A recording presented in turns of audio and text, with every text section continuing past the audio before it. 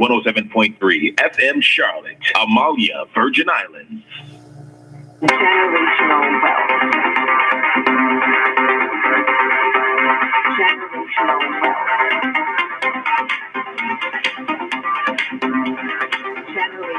wealth.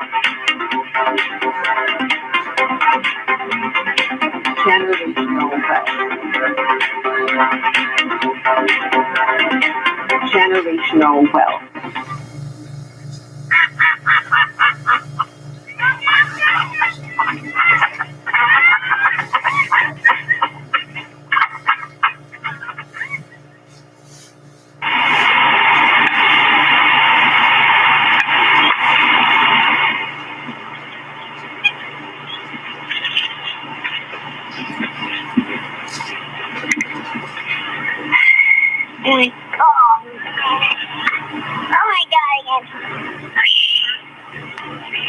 Someday I'm gonna marry you.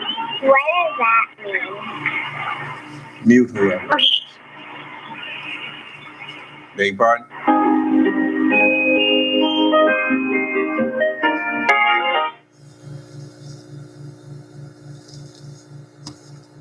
You should mute the room. WGPR Detroit, HD2. You're watching WHPS, Highland Park, Detroit.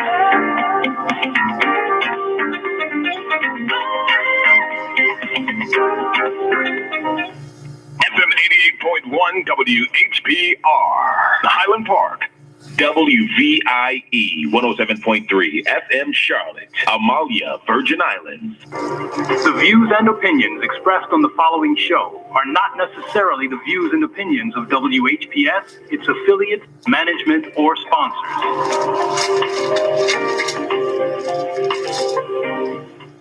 You can have your own party on TV. Party with R.J. Watkins and the TV33 family when you hold your own Facebook watch party. Connect all your friends with our friends, and we can have a watch party together. Watch your favorite TV shows when you want, how you want, with your favorite people. Here's how it works.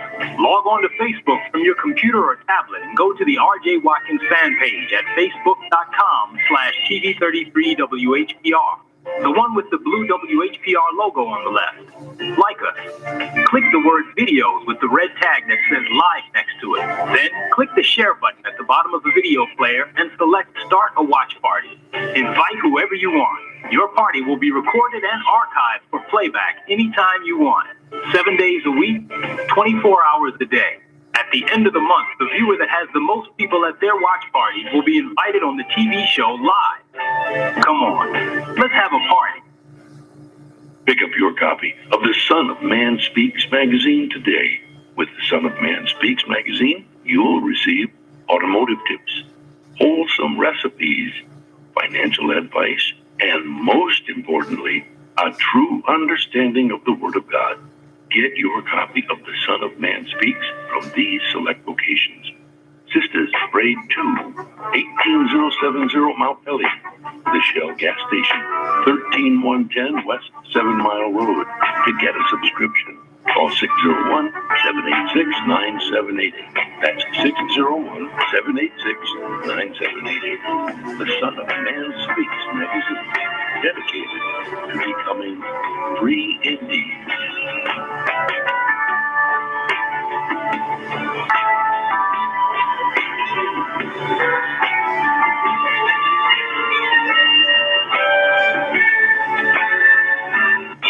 SOS Graphic Design provides agency-quality professional graphic design services from established companies to startups and individuals, creating a simple logo to complete rebranding and delivering visual communication to print media. Everything SOS Graphic Design does has a single unifying objective: to set your business apart.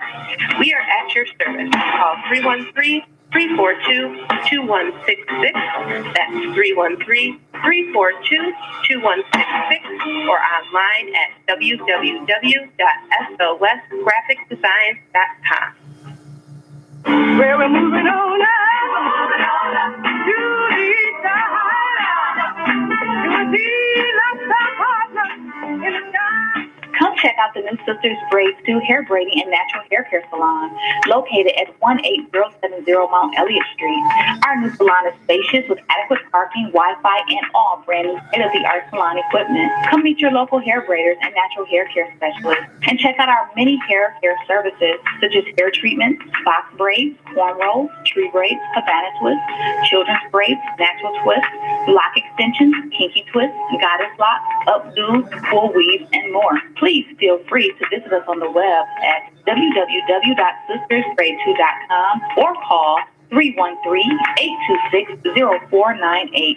Here at Sisters Braid 2, we offer exceptional care for exceptional hair. We look forward to seeing you. Sisters Braid 2 is a proud recipient of the Unity and Rebuilding Fund.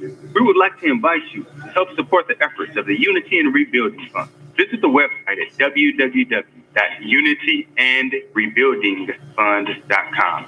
That's www.unityandrebuildingfund.com. We often hear how we need to work together and rebuild the city, and we're actually doing it. You can make online donations and click on links to track the progress of the Unity and Rebuilding Fund. And for more information, 313-868-0000 is the local number. Again, 313-868-0000. Support the Unity and Rebuilding Fund. Have you ever searched through a shelf full of greeting cards and still couldn't find the one that echoes how you felt?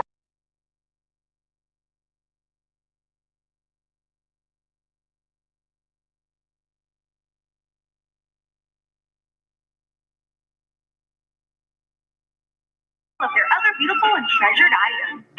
We also offer holiday cards with designs by these. No holiday will go unnoticed.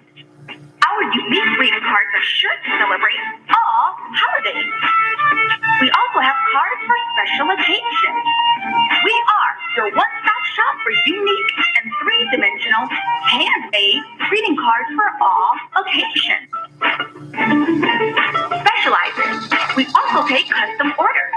Every card is crafted with care and made with love.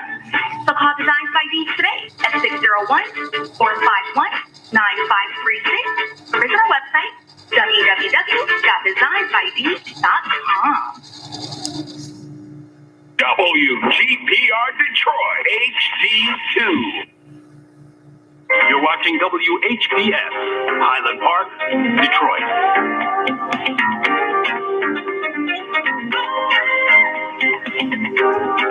FM 88.1 WHPR, Highland Park. WVIE 107.3 FM Charlotte, Amalia, Virgin Islands. Brothers and sisters, are you tired of reading the Holy Scripture? Conference recording started. Conference recording started. You ever tested that what you feel you know with someone that The has recording has you started. in your own? Then let's talk with one another. Then let's reason with one another on a scriptural discussion with the Son of Man every Wednesday at 9 p.m., Friday at 9 p.m., and Sunday at 12 noon on WHPR TV Detroit Live, 88.1 FM WHPR. Why don't you call and discuss the Holy Bible, and if you have one, the Holy Quran, and come to an agreement about the Holy Scriptures and their true meaning? You can call it live on the air at area code 313-868-4336, 313-868-0342, or 313-868-0351. That's 313-868-4336, 313-868-0342, or 313-868-0351. And now, let's go live with a scriptural discussion with the Son of Man. On my shoulders, getting stronger and the roses.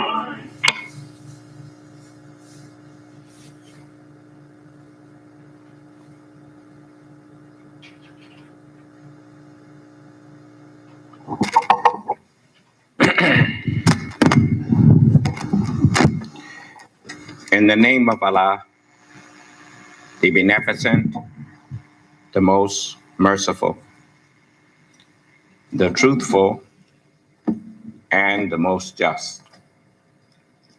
I greet all of you who are hungry and thirsty for the true understanding of the Word of God. I greet you all with the greeting words of peace. May Allah's salam alaikum. I want to begin, as I always do, with the invitation to those who have disagreements with us to express that. But while my mind is on it,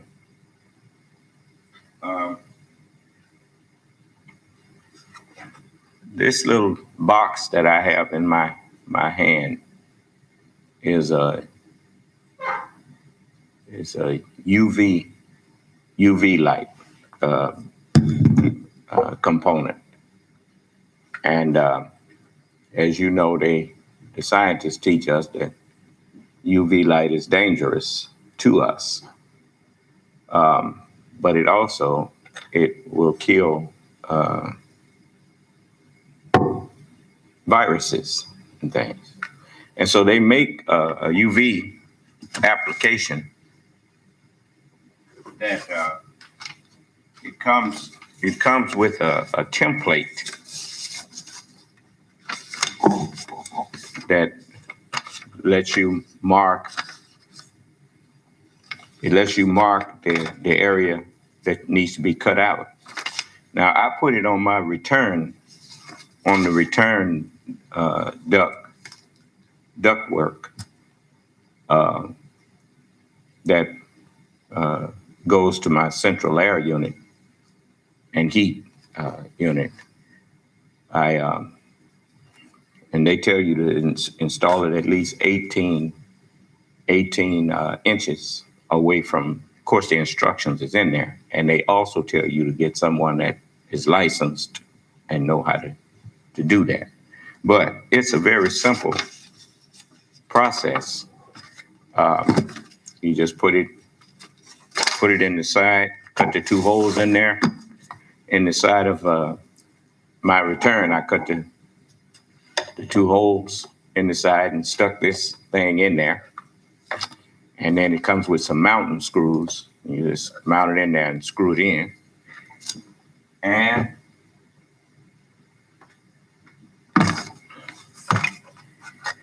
And it comes with 2 bulbs.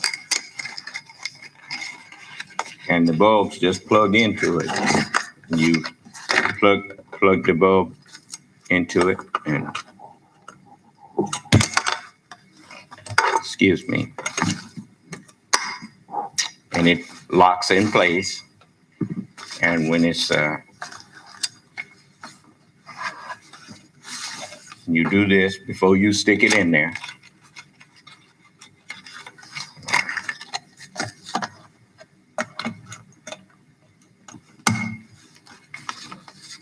And it goes into your 2 holes that you put in there, and you cut it in, put it through there and lock it down. And then you just, in this case, I drill a hole through my wall and next to a receptacle. Or you could just take an extension cord out there into the place where it is. It's got a pretty long cord on it. You just plug it in, and instant viral killer that as your air is being pumped through your system, it goes through that return duct, and this ultraviolet light inside of it begins to kill the whatever may be in the air, viral, whatever viruses may be in your air. And at least then you can feel pretty comfortable inside your home, that you ain't bringing nothing in there, and if you're not spreading any viruses just in the air, airborne viruses.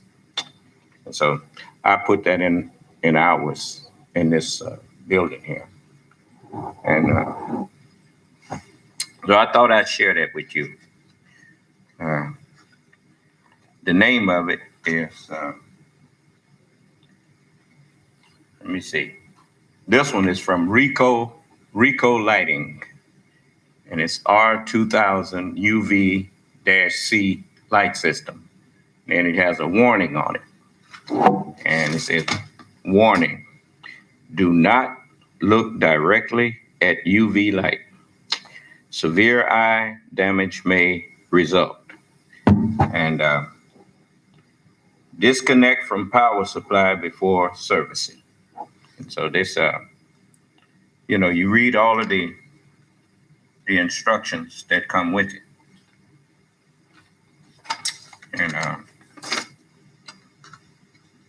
it was, it's almost self-explanatory when you look at it, But that template helps you drill the right size holes and cut the right size openings so that it'll clamp onto your return or to your supply side on your air conditioner. And so that's something that I did.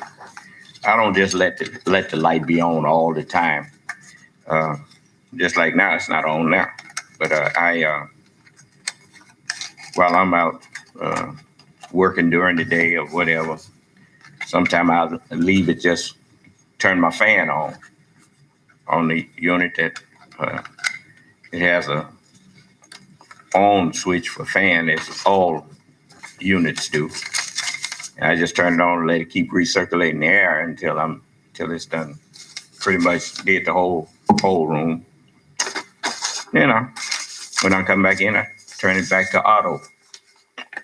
So it's a cycle. And I turn the light off because, it's just an extra precaution I take here. And, and I said I was going to share that. Brother Michael found that for me. And he's our in-house technician. He found that system, something simple, and that, just easy to put in and plug it up and you ready to go. And so that's that. And so that's something you might want to think about doing when you have all of you, you're in the house together. And it'll make you feel a little safer. I think hospitals should get those things, and it would at least help to make sure that whatever is in the air is being filtered through that and zapped. So it supposedly kills those viruses on contact. As small as they are, I'm not surprised they kill them quick. 1 million of them can fit on the head of 100 million on the head of a pin. I'm still wrapping my mind around that. But anyway, so it's nice that we have means of dealing with them.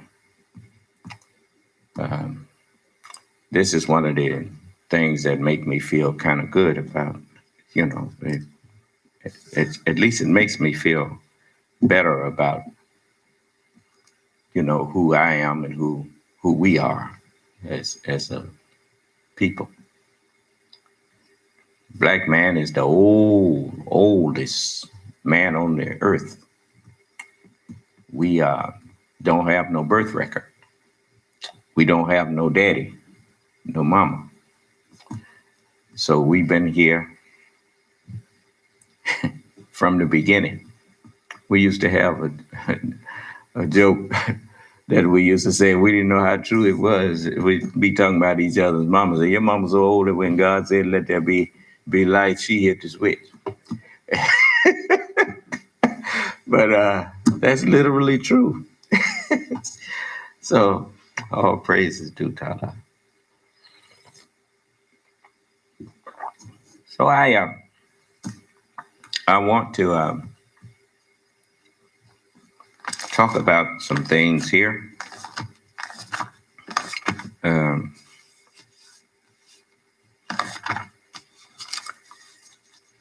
But first, did we have any comments that I need to address?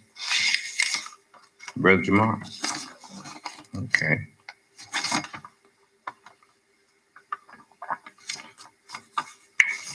Well, I'm thankful that people are now starting to listen before coming to judgments. You know, if you're going to make judgments about anything, don't you think you first need to hear what's being said? You know, if you're going to judge people, don't you think you need to know something about those people? I was looking at an interview that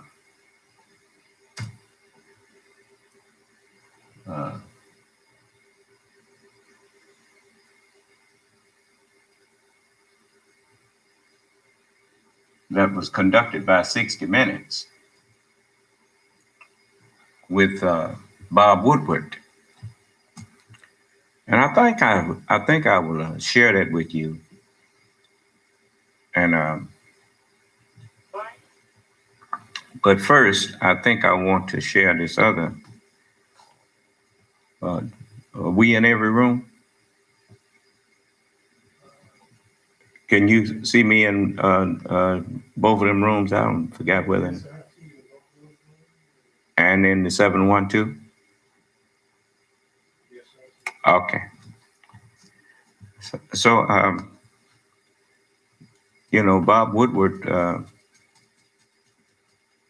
they did a good interview with him. But I want to start with this. Because you keep saying that people,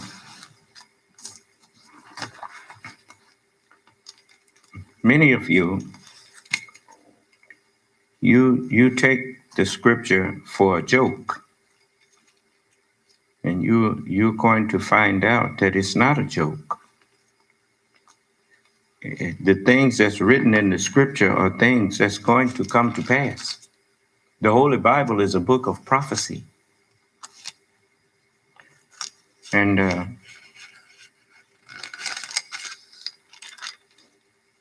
you know, there's just no getting around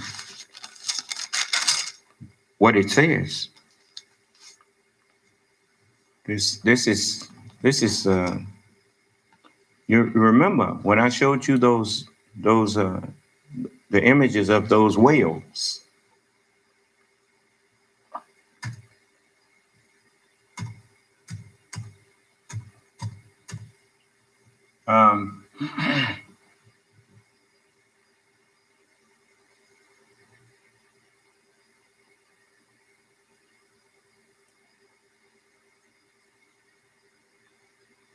Let me see here.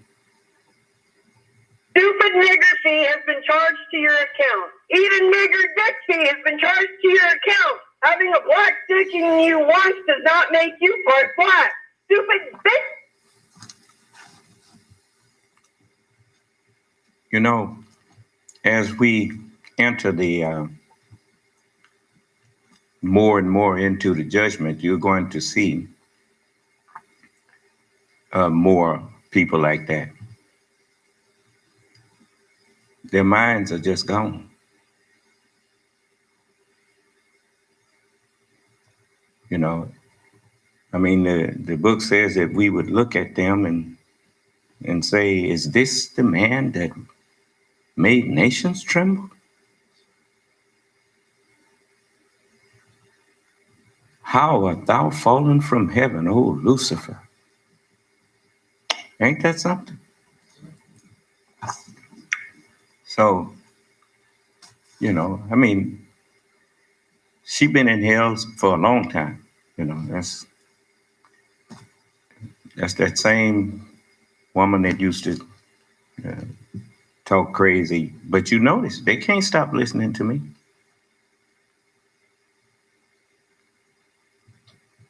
So, you know, always consider the source when you're listening to people make accusations and all of this kind of stuff, consider who it is making the accusation. Oh, the fucking tight ass.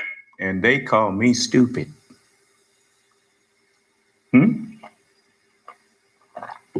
Which room is that?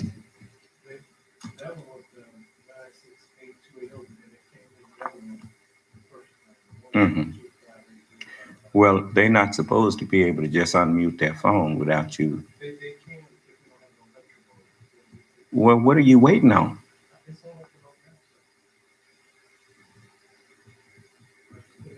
Why did you not do that at the beginning? No, I didn't. No, I know what I said. I said, don't have it going on there automatically. Then when you come in, then you put it on. That's what I told you. You know, so I don't want to hear these nasty mouth people. I mean, I know they're still listening, you know, but, you know, I don't want them coming in here with their nasty mouth. You know, their mouths are filled with cursing and bitterness, and the poison of asps is under their lips. That's all written. So I'm not surprised that they do that. But we don't have to, you know, entertain that. Do you understand? You know.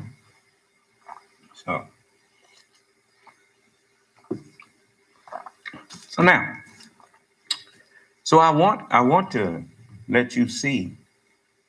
You see, you know, they know that a great disaster is about to befall them that they can't do nothing about. You see, but I'm going to show you. See that? You remember them whales that I showed you? When they came to shore, let's see here.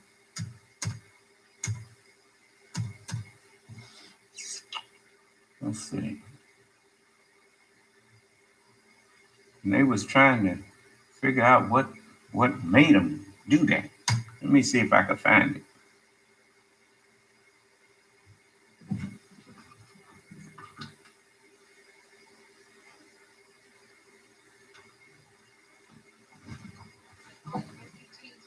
Wake up to on day 3. 200 more whales, all dead, discovered on reconnaissance flight, a whale stranding record. This is definitely the biggest in Tasmania, and we believe it's the biggest recorded in terms of numbers in Australia. Crews were already racing against the clock to save some of the 270 pilot whales found on Monday. The discovery of the extra 200 just a few kilometres away brought with it more bad news. We can confirm that 380 whales are dead. The newly discovered whales are believed to be part of the same pod, dying early on, then moving around the harbour with the current. In some better news, frantic rescue efforts have paid off for dozens. The good news is that we have saved 50. So now there are live animals in the water, but the focus of... I haven't done anything like this before. I'm a skipper of... That's not the one. Give me a minute here.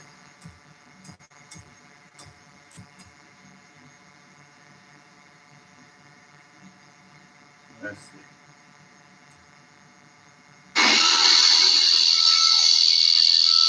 This many whales at the same time. Marine biologist Rob Nelson studies the footage to identify which species has died on these shores. These are sei whales.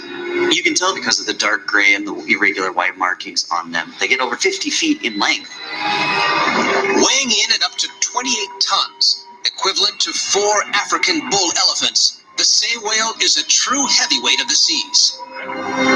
Nelson considers what type of predator could take down these colossal beasts. They'll target a mother whale with a newborn. Together, they can do big things. But the sheer number of whales that have been stranded here, that's really unlikely.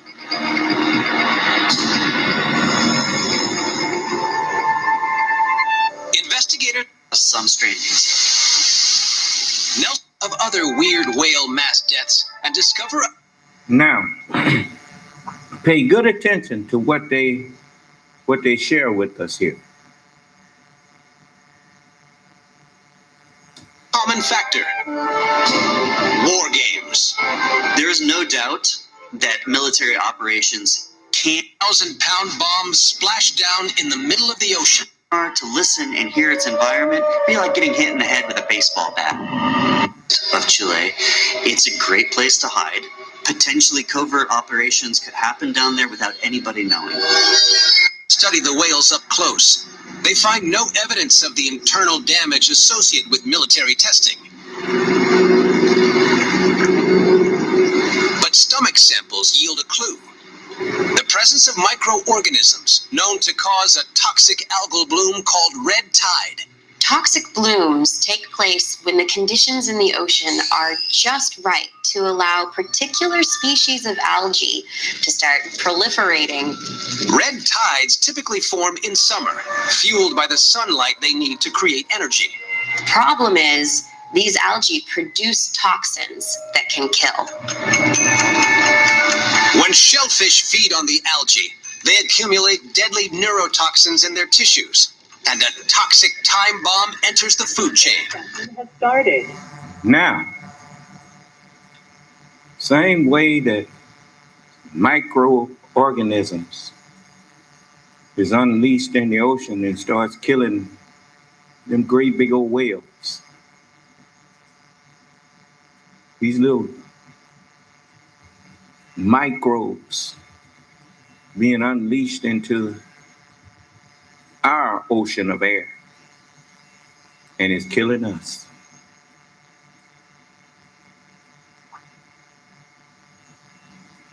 Making whales go beach themselves. Doctors have said that this virus, it affects everybody differently. You know, it's not no one common thing that happens. It even affects the brain. And you know what happens when your brain ain't functioning right? Huh? You go out doing things that don't make no sense to nobody but you, or somebody who thinks like you. You know, like during a pandemic, not wearing a mask and calling it a lie, even after the one who told you that it was a lie turned around and told you, yeah, it's real. Huh? I mean, you keep blaming Donald Trump. Donald Trump called it a hoax at first. But later he can't. Wait a minute. Let's see here. He started you on that path, but you stayed on it, even after he told you that it was real. Now watch this. Now the Democrats are politicizing the coronavirus. You know that, right? Coronavirus. They are politicizing it. We did one of the great jobs. You say, how's President Trump doing? They go, oh, not good, not good. They have no clue. They don't have any clue. They can't even count their votes in Iowa. They can't even count. No, they can't. And this is their new hoax. But, you know, we did something that's been pretty amazing. We're 15 people in this massive country. And because of the fact that we went early, we could have had a lot more than that. We will do everything in our power to keep the infection and those carrying the infection from entering our country. We have no choice. Now, you know, when people want to, when people who lie want to think up something to say about you, did you ever wonder where they get it from? They get it from themselves. And they project their evil, whatever evil is in them and what they're doing, they say that's what you do. You understand? I'll show you a good example. When you catch the average one who gets caught doing things that they got no business, you know, the first thing out their mouth was, well, everybody else is doing it. Huh?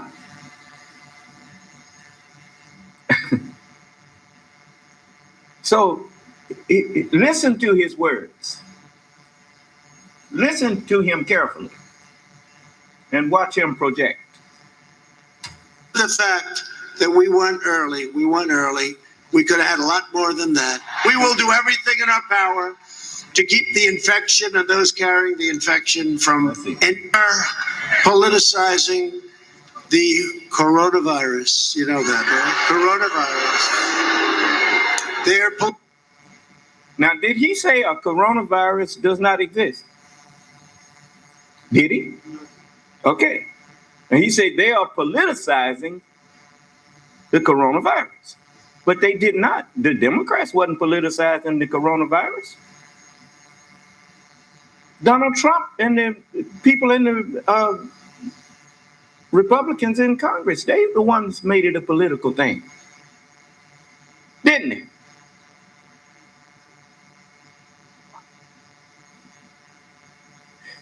What was he doing when he said the Democrats are politicizing? What Democrats did you hear come out pretending or making statements about the coronavirus that wasn't true? Tell me where I can find it on YouTube. I'll go play it.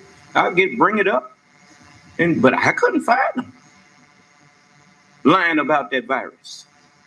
But I found him and all of them people who support him lying about it. Now, just a moment.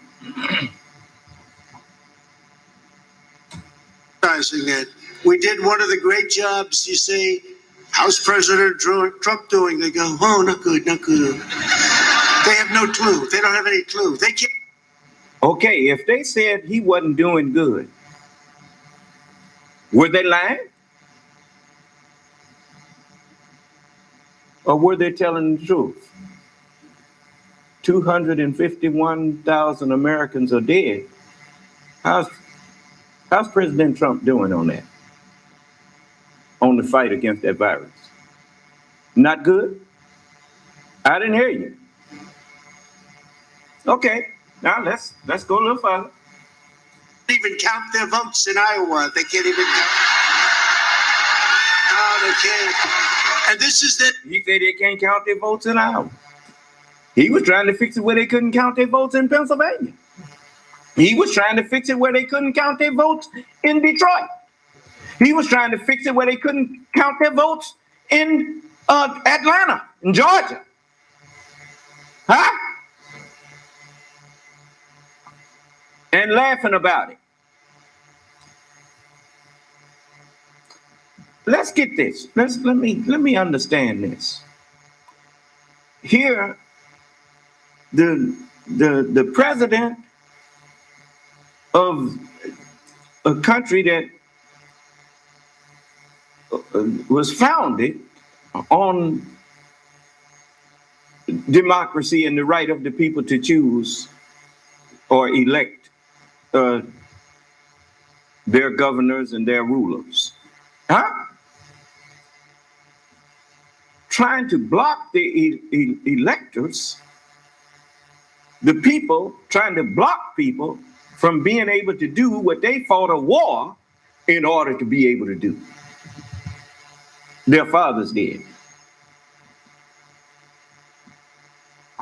Now, I grant you, I know you didn't have us in mind when you, I haven't forgot history.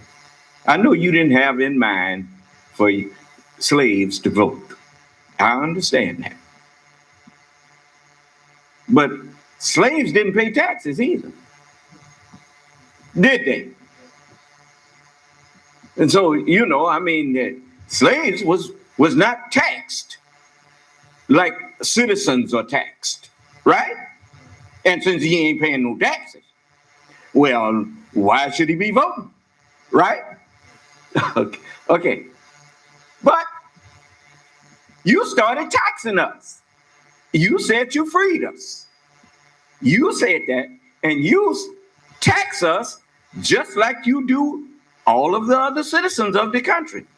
Well, if you taxing us, then the mere fact that you are taxing us You are declaring that we are citizens. Then why the hell are you standing in the way of us voting?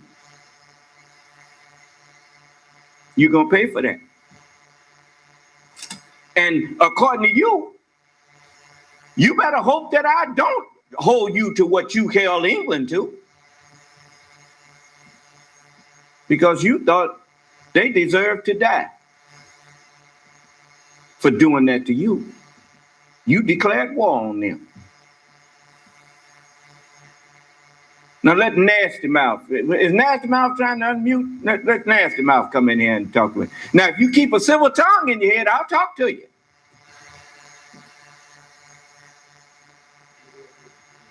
I didn't hear you. Yes, hello. Okay, all right. Now just keep a civil tongue in your head and I'll talk to you. Now, because I'd like to hear the other side. Go ahead. All right. I just wanted to say, like, I heard like a lot of the issues that you was talking about as far as with Trump, and like I happen to be one who would support Trump instead of Joe Biden. I know. I know. You told me that. Just a minute. Just a moment. I'm sorry. Just a moment. Oh, and I want to say this. I found out that a lot of times when you're on the cell phone, that when I'm trying to talk to y'all, sometimes that phone, you don't hear it. You don't hear me. So I want to. Yeah, it jumps in and out. Well, I want to say this. If I had y'all wrong, any of you all that I was fussing at, because it sounded like you was over talking me, but it wasn't your fault. You know, I beg your pardon, and I beg your forgiveness for getting on you when it wasn't you. So, you know, I found out from one of my followers brought that to my attention. I have no issue with you on that regards. Like you have never really disrespected me so much, but it's just a lot of the things that I hear you come from a scriptural defense with. I think it's the reason why you truly don't see what's truly set before your eyes. Like even with the wells being beached right now, do you know that this is truly because there are things that's coming up in the water that the wells are having fear of? You know, bigger creatures coming up from the depths. And also, you know, when creatures come, there are germs that live in and outside of us. Well, just a moment. New creatures are bringing these new things as far as these viruses and all that. Just a moment. The whole thing that the scriptures did foretell. Just a moment, baby. So it'll be the things that you can't see and then the things you will see. Okay, and now. When the things come that we will see, then the world will know it's too late. But I'm sorry, excuse me, go ahead. Now, I want to get back to what you were saying about Donald Trump. Now, you were saying you disagree with me in about Donald Trump. Yes. Okay. Well, what is it that I said about? Wait, just a moment. What is it that I said about Donald Trump that you disagree with? Many things you have said. Well, I'm not. Just a moment now. Just a moment. I said, just a moment. When you show the news clip from here and there, you're not showing the whole conversation. Just a moment. Just a moment. Just a moment. He'd be talking something real good. Now, just a moment. Just a minute. Now, I know you hear me some of this. I know you hear me trying to say something. Now, don't use what I just said about understanding that sometimes y'all's phone don't try to use that as a means of ignoring me. Now, I know you heard me trying to say something. Now, don't lie on me and say that I just played clips. I played where Donald Trump is doing what I accused him of. Now, Donald Trump is a liar. Are you telling me? Just a moment. Just a moment. Just a moment. Are you saying that Donald Trump is not a liar? No, I'm not saying that. Okay, all right. Now, just a moment. You know what you sound like?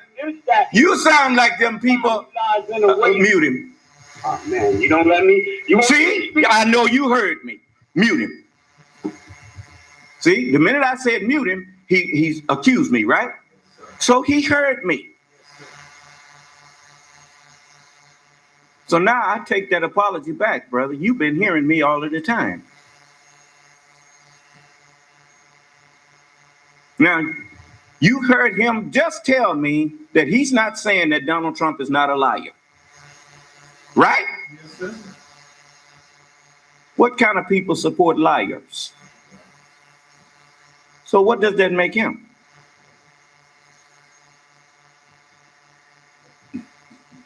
So now, you see, you remember in Rudy Giuliani, he went into court hollering fraud, right?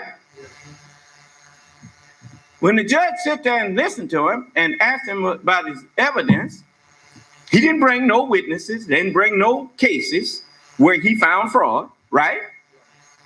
And then the judge asked him, well, are you bringing a fraud case? Are you saying that fraud was committed? Now, as Giuliani already know the drill. You are officer of the court. If you come into the court presenting evidence that you know or making accusations that you know are false, and you are an officer of the court, you can be disbarred. So when the judge asked him, is this a fraud case? Giuliani told him, no. Huh? Well, then what are you in here for?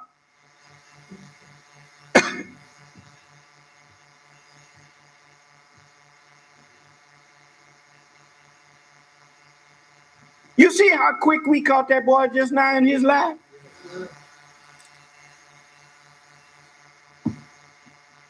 Now, just for that, I ain't gonna let you say nothing else tonight.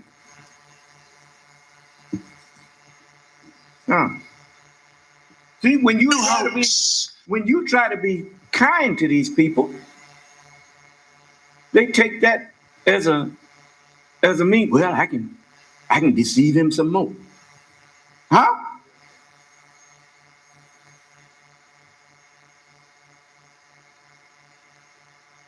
There ain't no repenting in these people. Here, this man acknowledged that Donald Trump is a liar, and he acknowledged that he's supporting him still, right?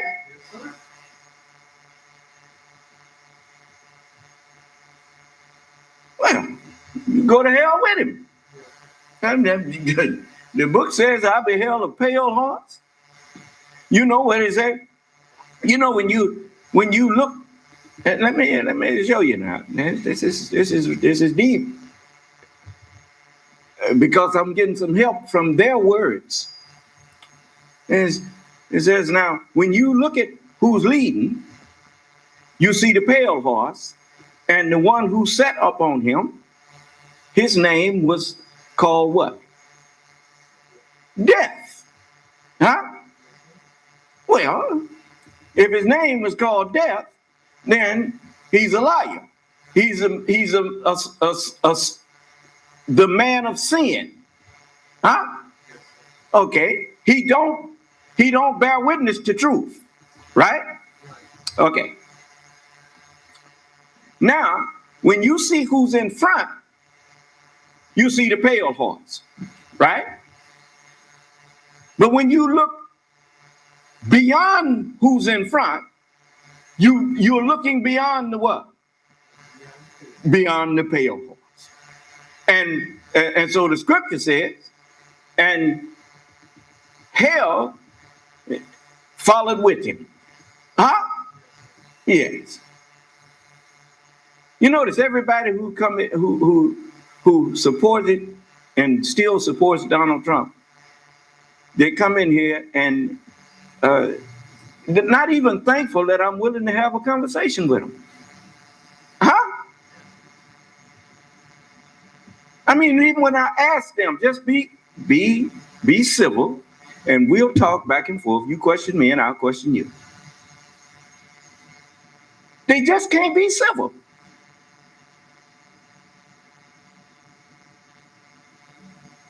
So Allah said, cast into hell every ungrateful, rebellious one. Huh?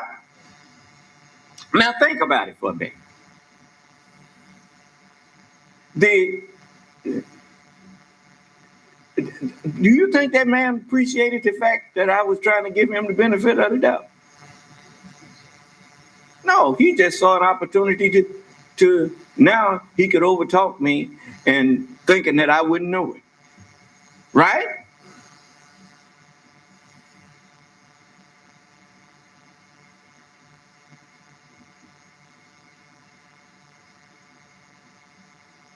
You see, I got a cell phone too.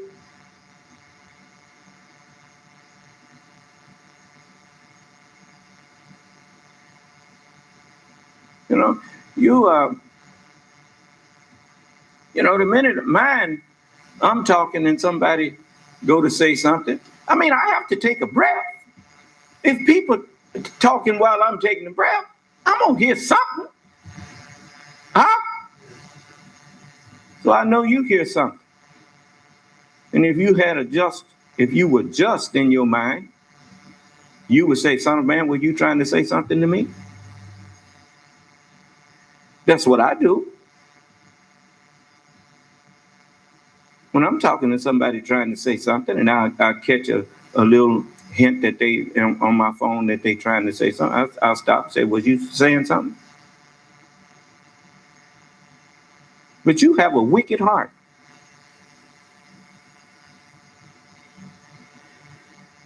And you don't acknowledge that Donald Trump is a liar. And well, Allah said he would certainly fill hell with all liars. All liars shall have their part in the lake that burneth with fire and brimstone. Huh? Now, he stood up there and called the virus, the coronavirus, a democratic hoax. But he's the one that did the hoax by telling people that it didn't exist. Huh? Okay, listen. Oh, they can't. And this is their new hoax. But we did something that's been pretty amazing. We're 15 people in this massive country. See, now, he's doing the hoax now. This is their new hoax. What he really was saying, this is our new hoax now. Do you understand? And because of the fact that we went early, we could have had a lot more than that. We will do everything in our power. He said we won early. And they won. No, sir. He's telling them it's over. That's the hoax. It was over. Listen. To keep the infection and those carrying the infection from entering our country. We have no choice. Whether it's the virus that we're talking about or many other public health threats, the Democrat policy of open borders is a direct threat to the health and well-being of all Americans. Now, you see it with the coronavirus. You see it. Now, here he's telling you that virus is real. They ain't got sense enough to see that he's double talking. Huh? Either it's a hoax or it wasn't, right? But they don't know that, that's the one thing about Donald Trump. He told Bob Woodward to call that book that he was writing about him. He told him to call it Rage. Donald Trump told him to name it that. And he told him why. He said, because I bring out the rage that's in people. The Holy Quran said, die in your rage.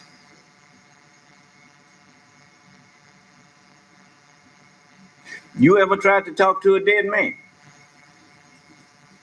You can stand up over that casket talking to him all you want. He ain't saying nothing back. He don't hear you do it. He's a good example of bigots. Huh? Die in your rage.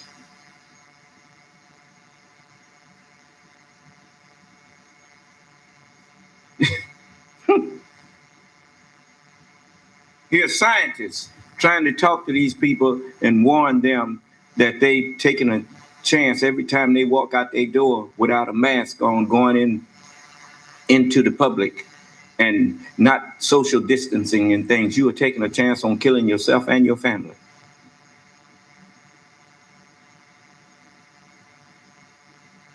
But they are so enraged that they don't hear scientists. They only hear the one who brings out the rage in them. Do you understand?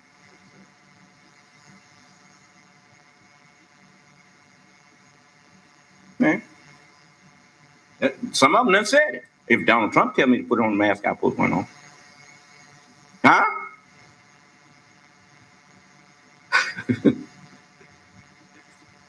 Well, just listen.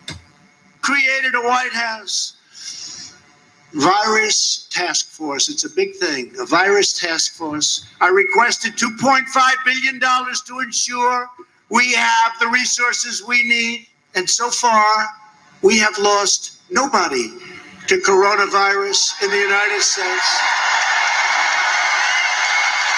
Nobody. And it is that still true? Huh? See, now they still ain't put two and two together. If it's a hoax, why is he standing up there talking to them about having not have lost anybody due to the coronavirus?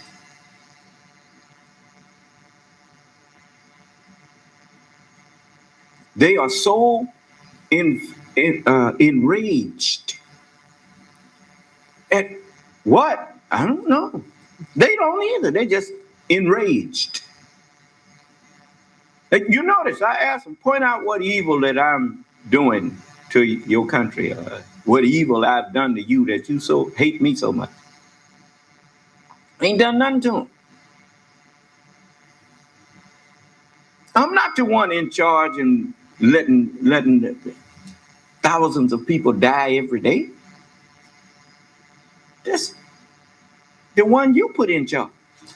Donald Trump is the one in charge. He's the one who takes the credit for this. The man called himself a wartime president, and he said that we fighting an invisible enemy, and he didn't invoke the emergency, what that act, Emergency Production Act, the Defensive Production Act.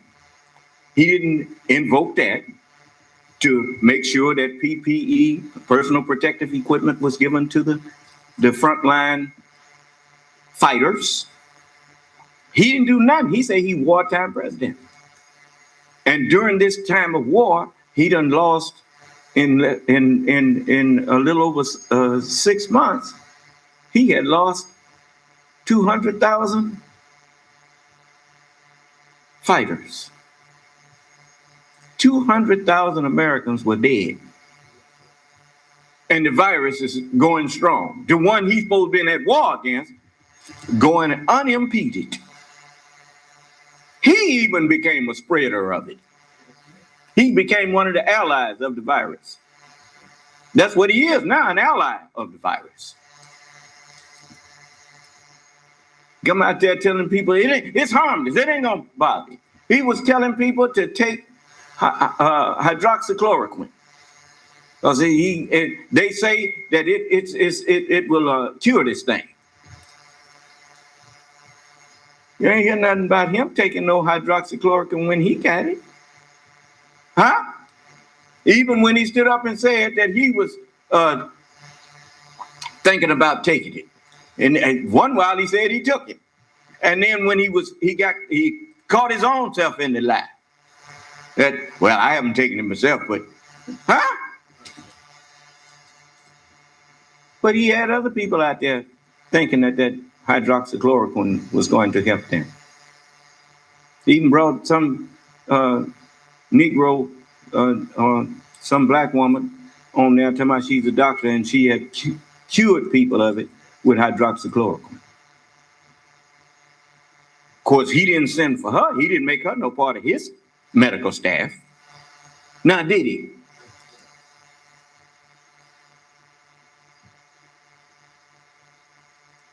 But in order to recognize these things, you can't be filled with rage. You know what happens when the weather is raging. You can't hardly see, you can't hardly hear, because it's raging out there. Do you understand? And that's so they're so enraged. So this, as the book says, raging waves of the sea, foaming out their own shame. Oh yeah, it's all written. It ain't nothing you doing that ain't written, including coming in here disrespecting me. But you shall proceed no further. That's written too. It ain't going. That this generation shall not pass until everything that's in the book be fulfilled. I'm gonna fix you. Mark my words. Oh, nasty mouth step. Doesn't mean we won't, and we are totally prepared. It doesn't mean we won't. But was he totally prepared? But and look at them, they just lapping it up, ain't it? Okay, let's look at the faces behind them. You notice he said they totally prepared. But what? Nobody asked him, well, what do you have set up? You haven't invoked the Defense Supply Act. That you haven't. Your doctors ain't. You ain't getting the medical people out here to tell us what they're doing. So how are you prepared? He's prepared to let as many die as will die. That's what he was prepared for. And how you know that's what he was prepared for? Because he didn't do nothing to stop him from dying. I didn't hear you.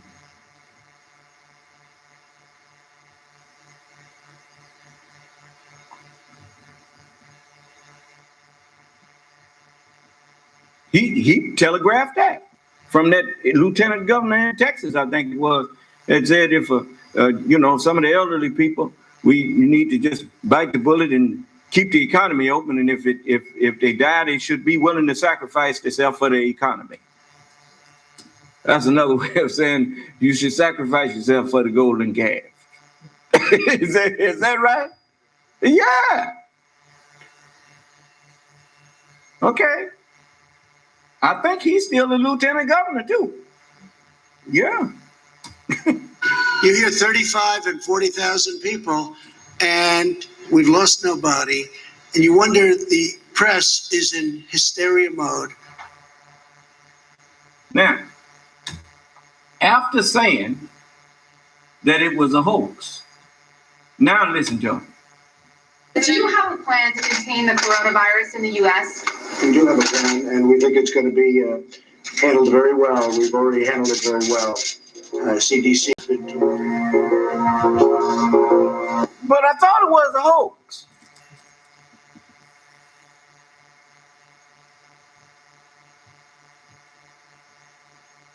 But he got a plan for the coronavirus. Yeah, and I just told you what his plan is. And the math bears me witness. The plan is, whoever gonna die, it is what it is. They just gonna die from it. Huh?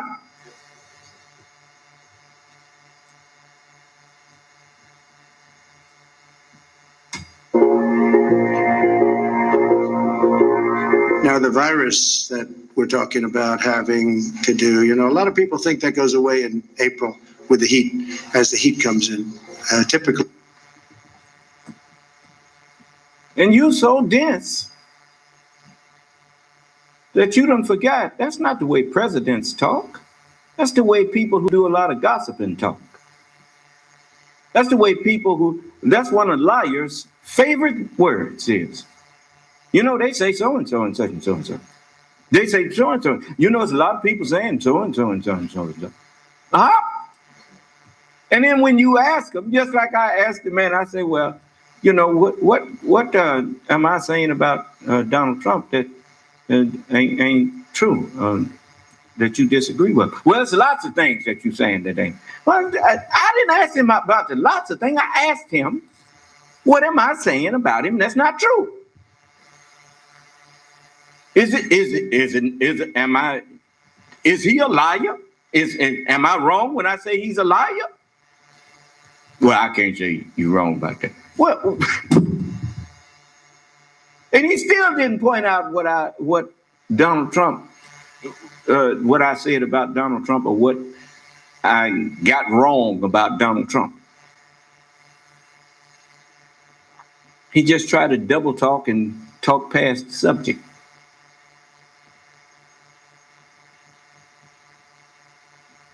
But, you know, he locked in just like them other ones. Is locked into my orbit, like Pluto is locked in orbit around the sun. Huh?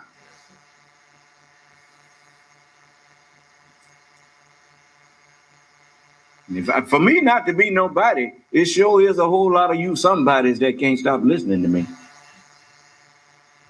Wishing that you could hear me say something where you could say I owe you $50,000. I know what you're listening for. You listening to try to get that money. Ain't that right? I don't care if you listen to me from now till the world look level. You ain't gonna never find nothing to attack me for.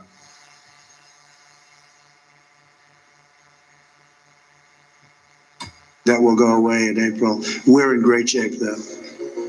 The virus, they're working. Were we in great shape when he was saying that? He was downplaying it, wasn't he? Just listen. Hard. Looks like by April, you know, in theory, when it gets a little warmer, it miraculously goes away. I hope that's true. But we have done an incredible job. We're going to continue. It's going to disappear. One day, it's like a miracle. It will disappear. In the name of Jesus, we thank you. Now look who's around him now. In the name of Jesus, here they got their hands on the shoulders of a liar, invoking Jesus as though him and Jesus is on the same team.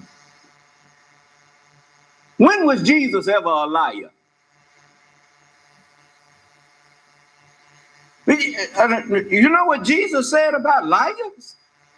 Let's see here.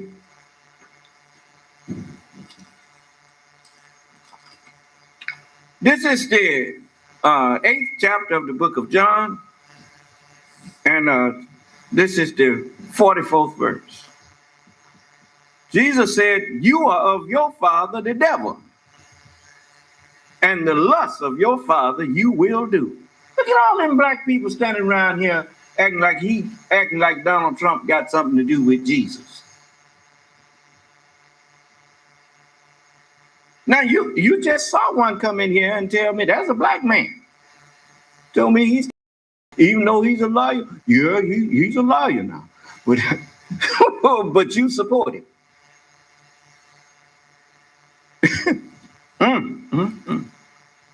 He was a murderer from the beginning. What would you call it when? Don't they have a such thing as negligent homicide? Ain't there such crime as negligent homicide?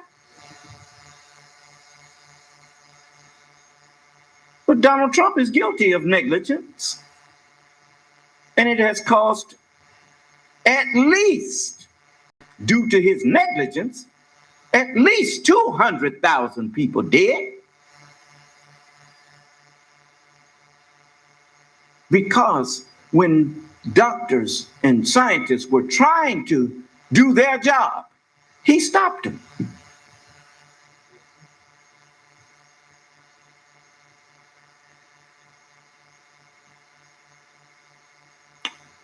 If what I just said ain't right, come in and show me.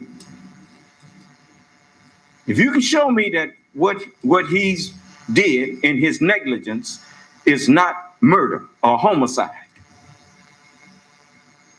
show it to me, and I'll pay you a couple of $1,000. I'm not gonna give you no 50,000. I'll give you 2,000. Come in here and show me how President Trump is not culpable in the deaths of at least 200,000 American citizens. Now, if he hadn't got in the way of Dr. Fauci, and if he had told the people to follow the instructions of Dr. Fauci and all of the scientific community, he wouldn't be blamable, not for one death. And they wouldn't either, because you couldn't accuse them of negligence because they were trying to do something.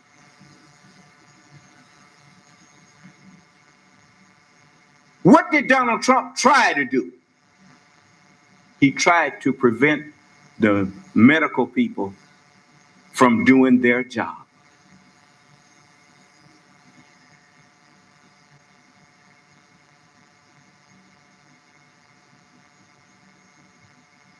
And the only panic he was trying to stop was the panic on Wall Street. You notice everything about money with him. Come on, I done got more people, NATO paying billions of dollars more for than they was paying before. He don't care how many enemies he done made, or how he done went out there and boo-booed all over the allies of America, buddying up to people who were actually haters of America. He in love with them.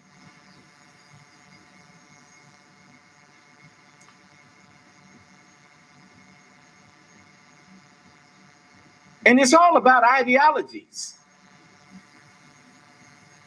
Here you got senators that denying that America is a democracy. Did you hear me? They got elected by you and then tell you that you ain't got no democracy here.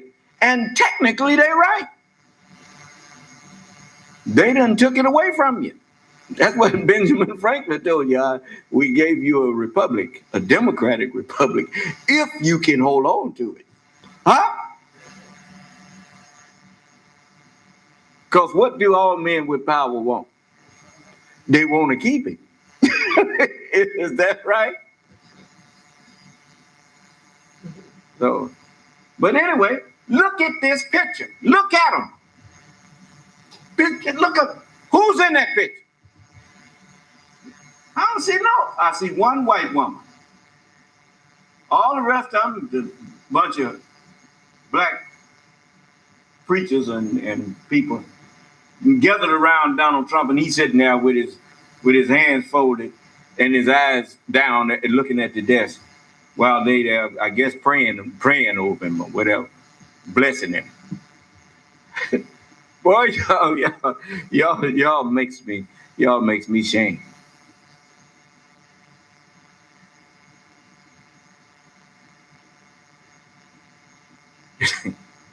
I wouldn't have believed it if I didn't see it. Huh? Now just look now. Oh God, for this group holding up the arm. Yes, Lord. Now, I told you they were there praying over him. Huh? You want to hear it again? No, you don't want to hear it no more. I'm going to let you hear some. Because this is what's wrong with us. Can't nobody stand up for you, because when somebody try to stand up for you, you turn on them for the one that you was mad at, or claimed you was mad at. You say you don't like being mistreated. You say you don't like being hindered from voting. You say you don't like that Black lives should matter. That's what you say. And then you there going to stand up there praying for God to bless the man that's pushing an agenda that's just the opposite of what you claim you wanted.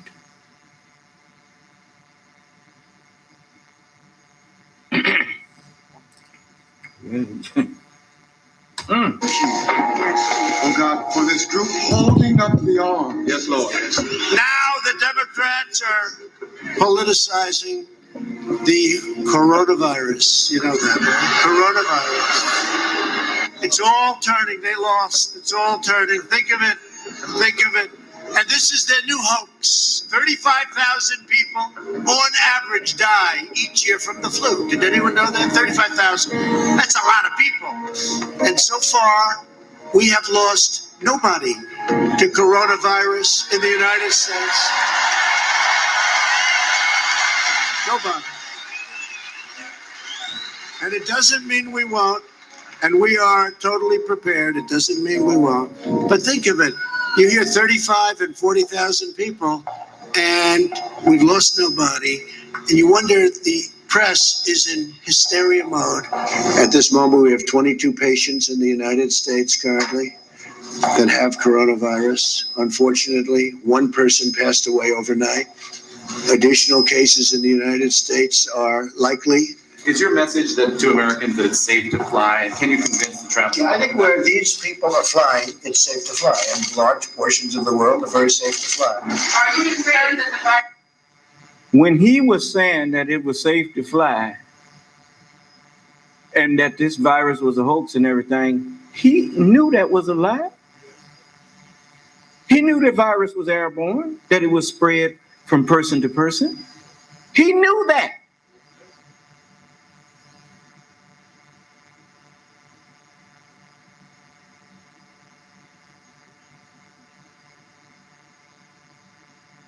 You know, this is what I say to, if the American people have awakened as much as I hope they are, and you soon have the majority in the Senate and the majority in the House,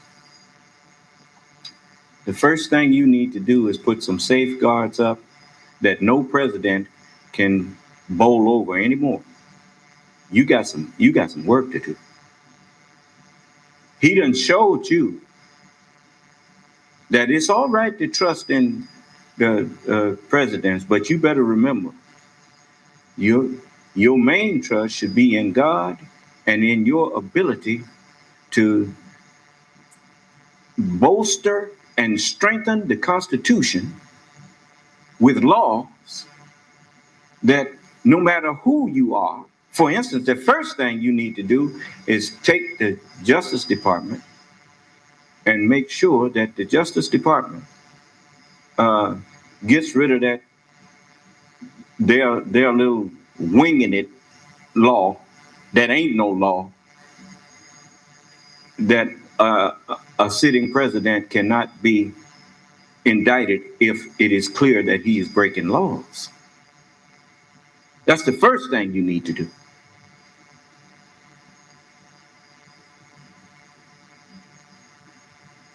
That's not turning the Justice Department into a what you call autocratic or autonomy, but it is making sure that the checks and balances that your system is based on agrees that no one is above the law. From the president down.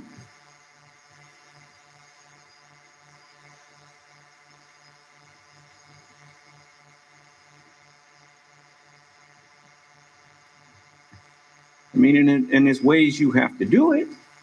I'm not saying you go handcuff him or whatnot, but you can set a court date and bring him into court and present your evidence and in front of a jury of his peers, which is the United States citizens.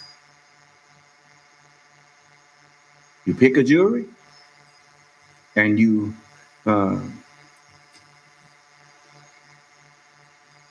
bring out the evidence. And I don't mean from the Congress either, because we done seen what they do. No, it needs to be from the citizens of the United States. The common folks who voted him into office. Then you have to, I think they call it voir dire them, and make sure that they ain't neither one of them leaning one way or the other. Then you put them on there and present the evidence. And if he's found guilty, then you send him up. He's been found guilty of high crimes or misdemeanors, and the Congress have no other nothing to do with it but impeach him. They rubber stamp it because the people have spoken.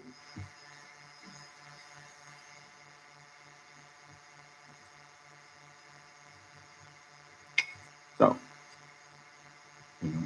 and when attorneys generals are appointed, if the Senate agrees, and the Senate and the House agrees that he's fit, then the Senate and the House, if the president tries to fire him, the Senate and the House have to agree that he should be fired. And if the Senate and the House don't agree that he should be fired, well then, the president can't fire him.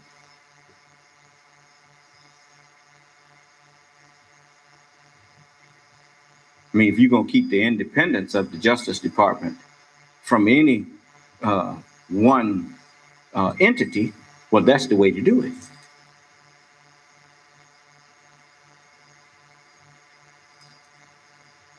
You see?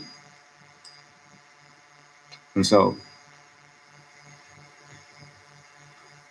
it's, it's no way to actually shore up this type of government perfectly, because it's controlled by imperfect people.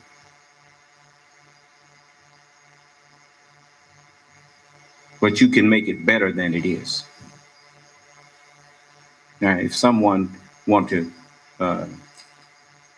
discuss with me what I just threw out there at you, you're welcome to come in and tell me what fault you find or what not, because it needs to be debated as to what. But you've seen a lot of things happen under this president that should not have happened.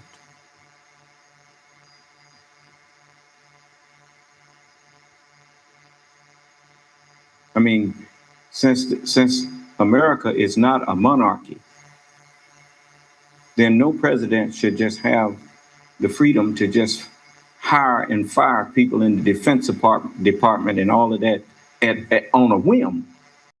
The Congress should have some say-so in it. If he's justified, he should not mind having a hearing before Congress as to why this person should be discharged.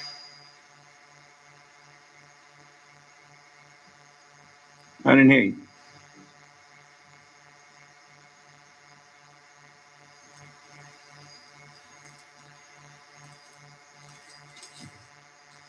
You don't discharge people for doing their job.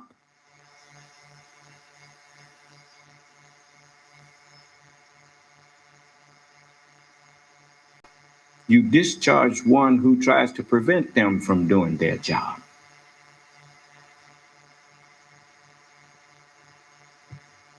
You know what discharge means? It means to take power from.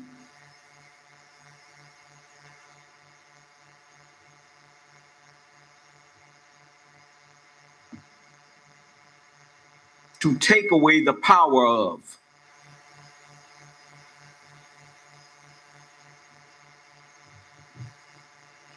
Anyway, let's hear him some more.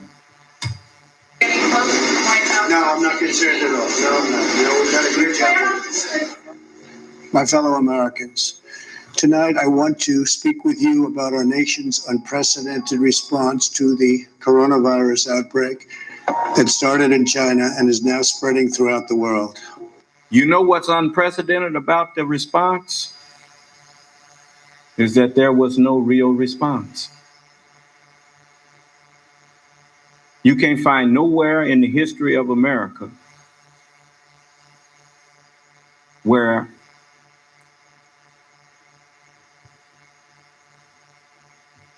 a president and a Congress were confronted with a pandemic or an epidemic, and they did not even attempt to respond to it? That a president refused to let the scientific community lead the way to how to respond to it? That's what's unprecedented.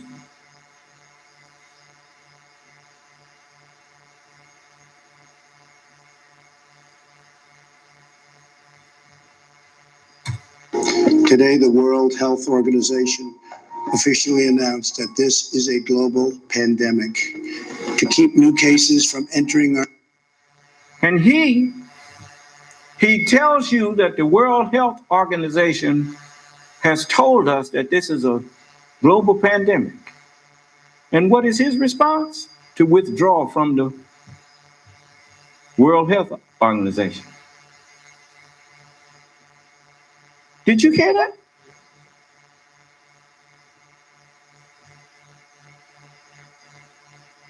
Ask him, well, why did you withdraw from the World Health Organization, who you brought us information from to tell us about the pandemic? Why you don't want to work with them to solve the problem?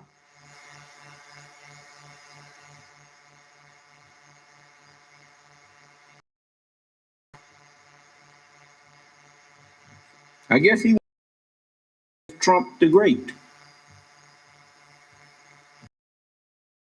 Single-handedly brought down the United States. But that's what he wants to be known for. Well, I want to tell you this. Anything that God set in motion, you can rest assured that you ain't going to get bragging rights for bringing it down. If it get brought down, it's going to be brought down by the one who set it up. Do you hear me? What God hath joined together, let not man put asunder. Huh? I know you might think you're going to do that. Pharaoh thought that he was finna have a slaughter of the children of Israel. That's what you thinking about, what you going to do to us. Well, Allah had to be sure that's what you was going to do. Don't your Justice Department do that? The FBI will let you plan the murder and whatnot. You be sitting there talking to the FBI and he be pretending he going to be your hit man. And the minute you slap the money in his hand, giving him the go-ahead, he slapped the cuffs on you. Huh? Because now you can't say you was just joking. Huh? No, you really meant to do that.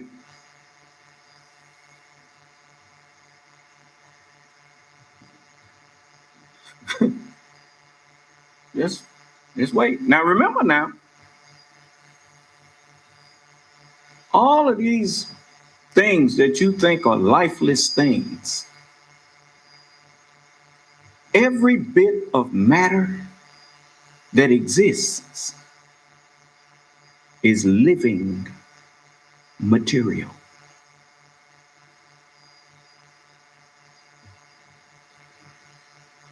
How you know that's true?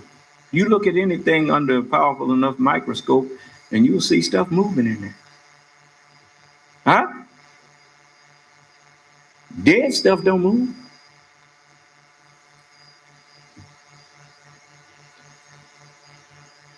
If God is the God of the universe, and the book says God is the God of the living, not the dead.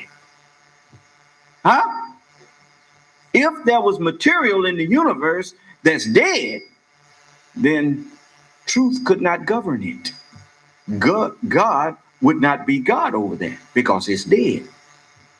And when he say move, it wouldn't move. Huh? Now, how do we know that God governs all material. Take all of the material that's in your body. You got all types of iron, nickel, copper, cobalt. We are almost the table of elements standing up in our state here. And you notice our mind controls all of this matter that we call our body. So mind is over matter, huh? I know. All right. Oh. Shores, we will be suspending all travel from Europe to the United States for the next 30 days. To unleash the full power of the federal government in this effort today, I am officially declaring a national emergency. Our overriding goal is to stop the spread of the virus and to help all Americans who have been impacted by this. Where was these people when he was letting them know that he was just joking when he said it was a hoax?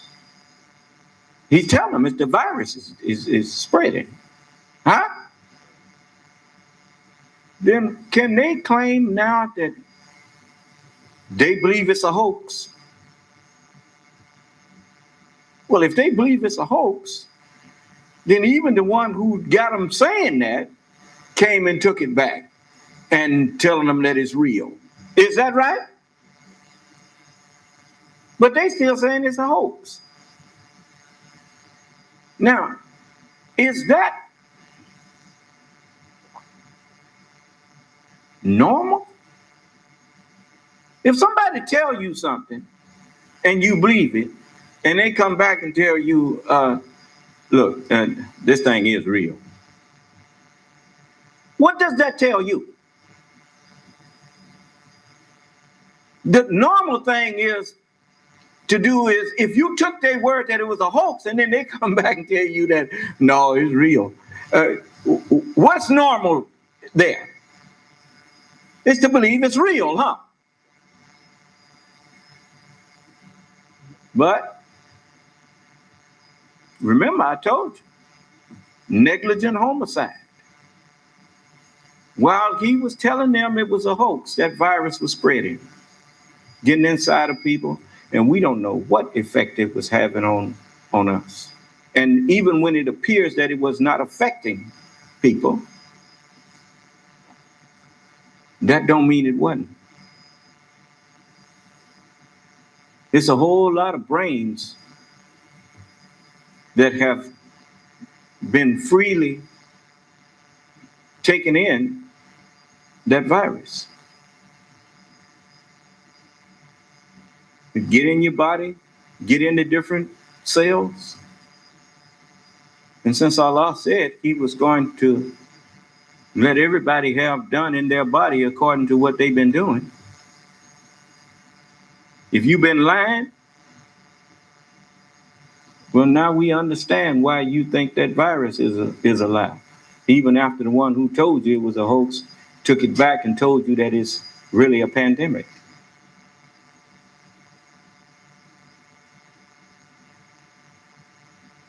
It's too late for most of you.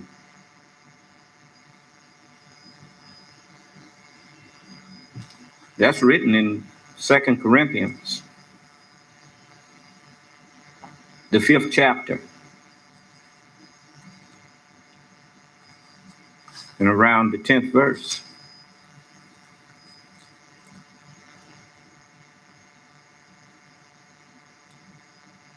For we must all appear before the judgment seat of Christ,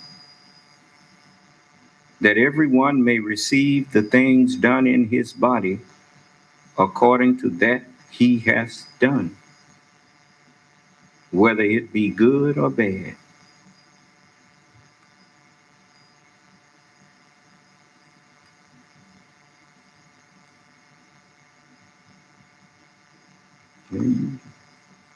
walking around here planning your evil against people that ain't done nothing to you. That virus is inside of you, planning against you. Okay. Let me show you. While he was standing up, telling you that it was going to magically disappear. And you going for that. You got a president that believe in magic.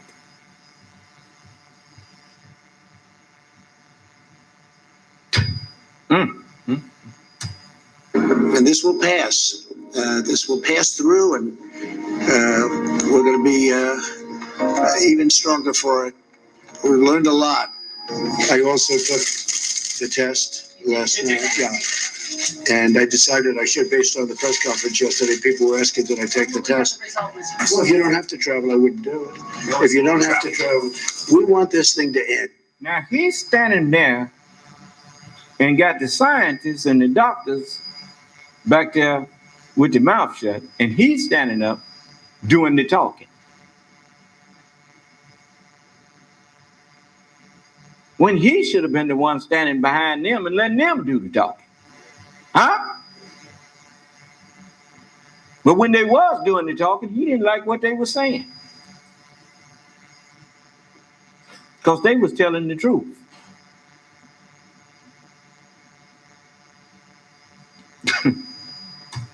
We don't want a lot of people getting infected. We want it to end and end as quickly as possible. We've made the decision to further toughen the guidelines and blunt the infection now. We'd much rather be ahead of the curve than behind it, and that's what we are. Therefore, my administration is recommending that all Americans, including the young and healthy, work to engage in schooling from home when possible. Avoid gathering in groups of more than 10 people. Avoid discretionary travel. And avoid eating and drinking at bars, restaurants, and public food courts. I would like to begin by announcing some important developments in our war against the Chinese virus. We will be invoking the Defense Production Act just in case we need it. In other words, I think you all know what it is. It's not racist at all. No, not at all. It comes from China. That's why. It comes from China. I want to be accurate.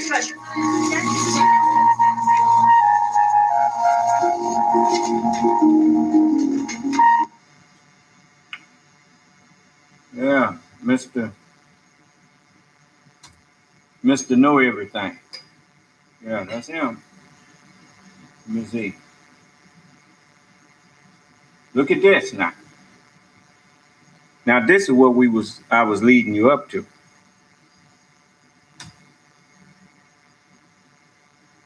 Tonight. But it looks like I don't have it on this book, but we'll get you sometime later. It's tough, sir. Thank you very much.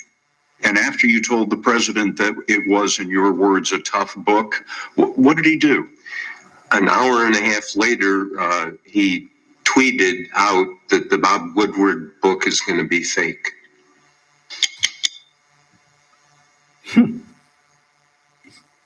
The Bob Woodward book is going to be fake. Is them tapes that we heard fake? Is that fake? He didn't call them tapes fake, did he?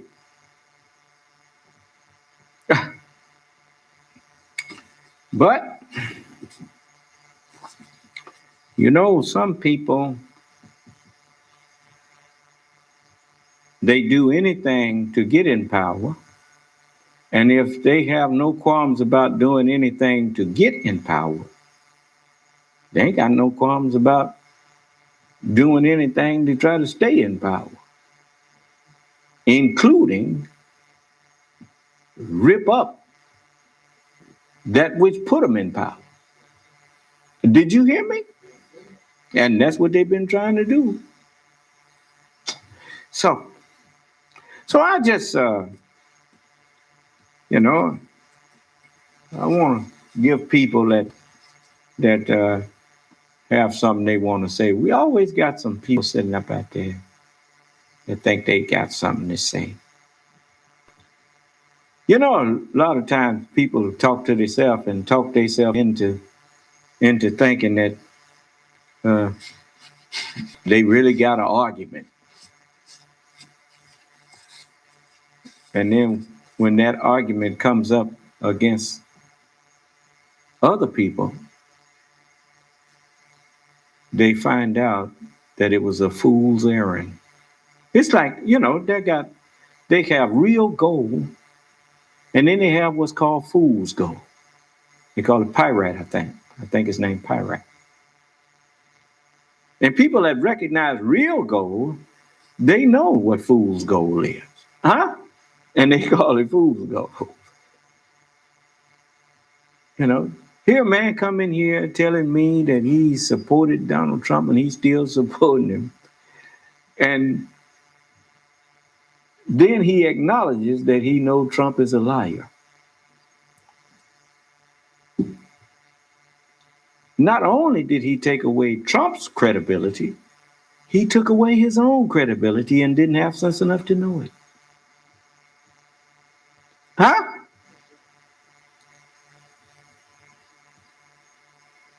That's like getting on the witness stand and a man say, well, you know, one of the attorneys said, well, you know,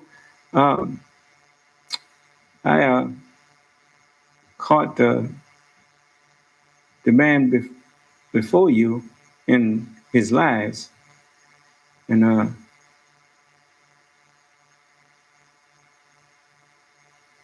do you agree when he said this or he said that he was lying? Do you agree that he is a liar?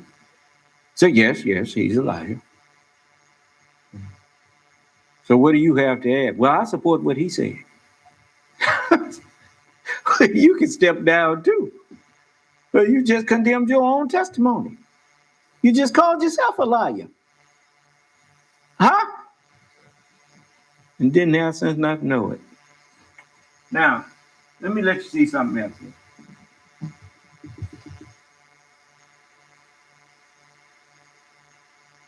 I got so many things out of recorded.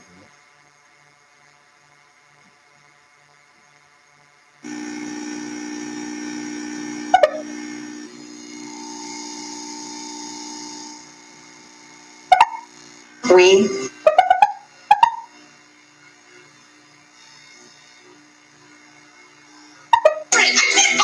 Do no harm. Us into your homes during these extraordinary times. We're grateful. The Beat with my friend Ari Melber starts right now. Hi, Ari. Hi, Nicole. Thank you so much. Welcome to The Beat. I am Ari Melvin. President Trump is back to spending what remains of his time as a lame duck president fuming over his loss. A flailing plot to try to basically delay the certification of his loss in some states. A revenge campaign against actual nonpartisan U.S. officials, and then what are now costly efforts to try to simply recount in certain places where he clearly lost. Today, the Trump campaign, this is new, is actually paying $3 million for a partial recount in parts of Wisconsin. The Biden campaign confidently responding, the recount, quote, will not change these results. Now, as a matter of election precedent, that is fact check true. Donald Trump lost in these areas they've selected to recount by over 360,000 votes. That's a lot.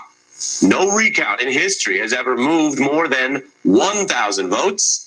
So as they say, do the math. But I want to tell you tonight, these recount theatrics echo the courtroom theatrics of Rudy Giuliani because both efforts do not offer an actual path to changing the outcome.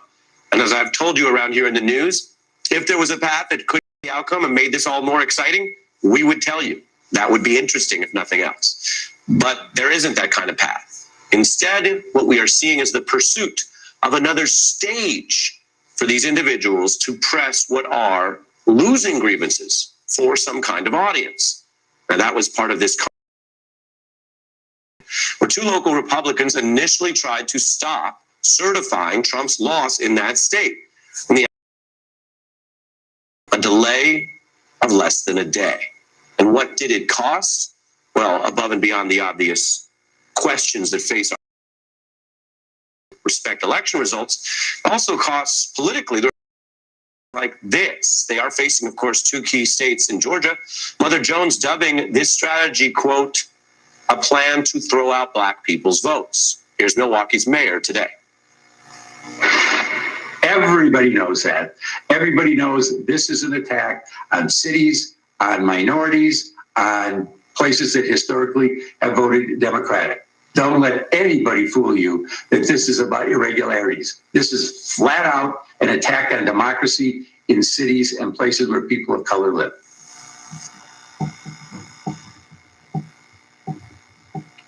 Now, like I said, you know, you are at a time when you had us where we couldn't read or write, and we were poorly educated. You liked us that way. You know, when you could say, hey, boy, come here. Go in such and so and such and so. And he say, yes, sir, master.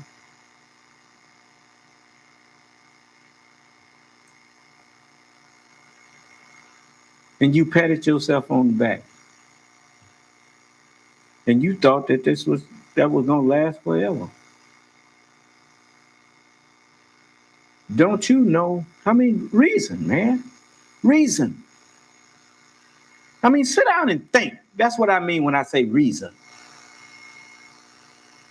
Don't you know if you had been at the bottom of the plan to put us in slavery and got it to work, if it was your power that had us like that, how did we come up out from under you?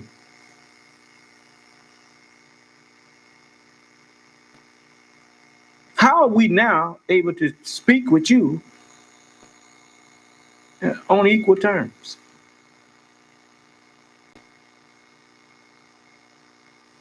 It never was your power. It was the power of Almighty God Allah that empowered you. He used you to do what you did in order to purify Abraham's seed, that a matter of fact, to multiply Abraham's seed, and then to produce from Abraham's seed a vessel that would be his temple, through whom he would judge the world.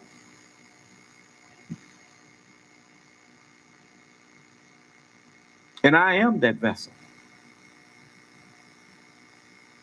And Allah is he who is my keeper.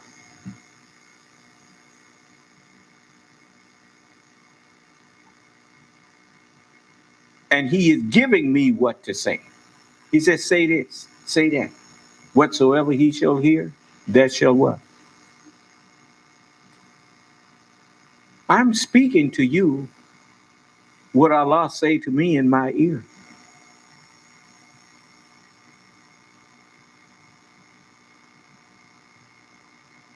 You still think that you got some chance to undo what Allah has done for us, me and my people, and to redo again what you thought you did to us. If Allah hadn't helped you, you never could have made slaves out of us.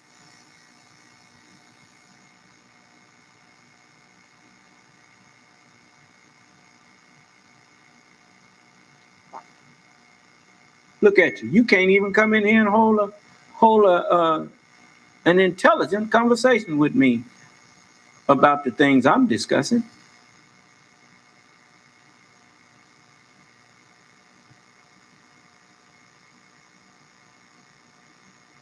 You and nobody that you taught.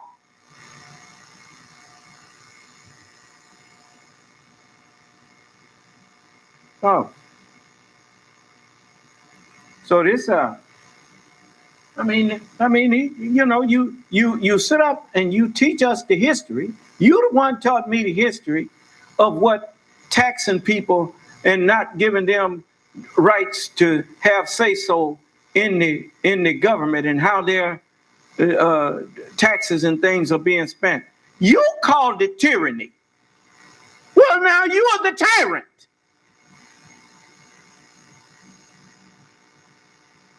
Do you not tax us?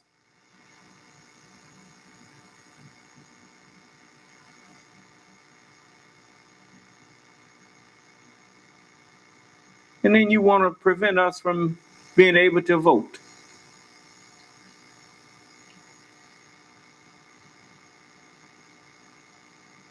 But you take taxes from us equally.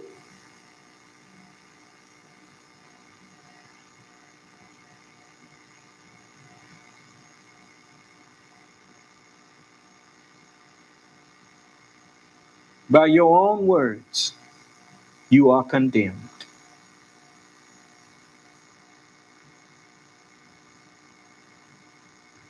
There you have it. Let's take it right to our experts. We are joined by Neil Kochel, former acting Solicitor General for President Obama, having dealt with many legitimate or what we call meritorious claims before the courts, and Jason Johnson, professor at Morgan State U.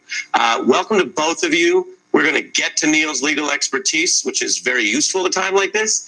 But I go to you first, Jason, because the politics of this are what the mayor and others are calling out. Don't be fooled by legal language or the pursuit of a legal stage when there's something else afoot. I'm curious your view tonight. Well, yeah, you can lose yourself in all the minutia and all the different things that they were trying to do, Republicans were trying to do in Wayne County yesterday. But the core of it, as other people on the committee pointed out, is just racism. That's it. They just wanted to say that black people in Detroit's votes don't count.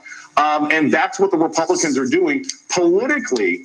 There's two different lenses that we can look at this. Obviously, anybody who cares about functional democracy, anybody who cares about how the law is supposed to operate says this is bad, this is ridiculous, it's a waste of time. But for Trump and for Trumpists and for the people who are still afraid of the impact of Trumpism on the sort of Republican electorate, they want to look like they're fighting even if it's a losing battle. So it seems to be an effective method for them. It's still, they can grift people and ask for money, but ultimately it damages democracy, and it's not going to impress anyone 2 years down the road when they have to run for office again. Neil?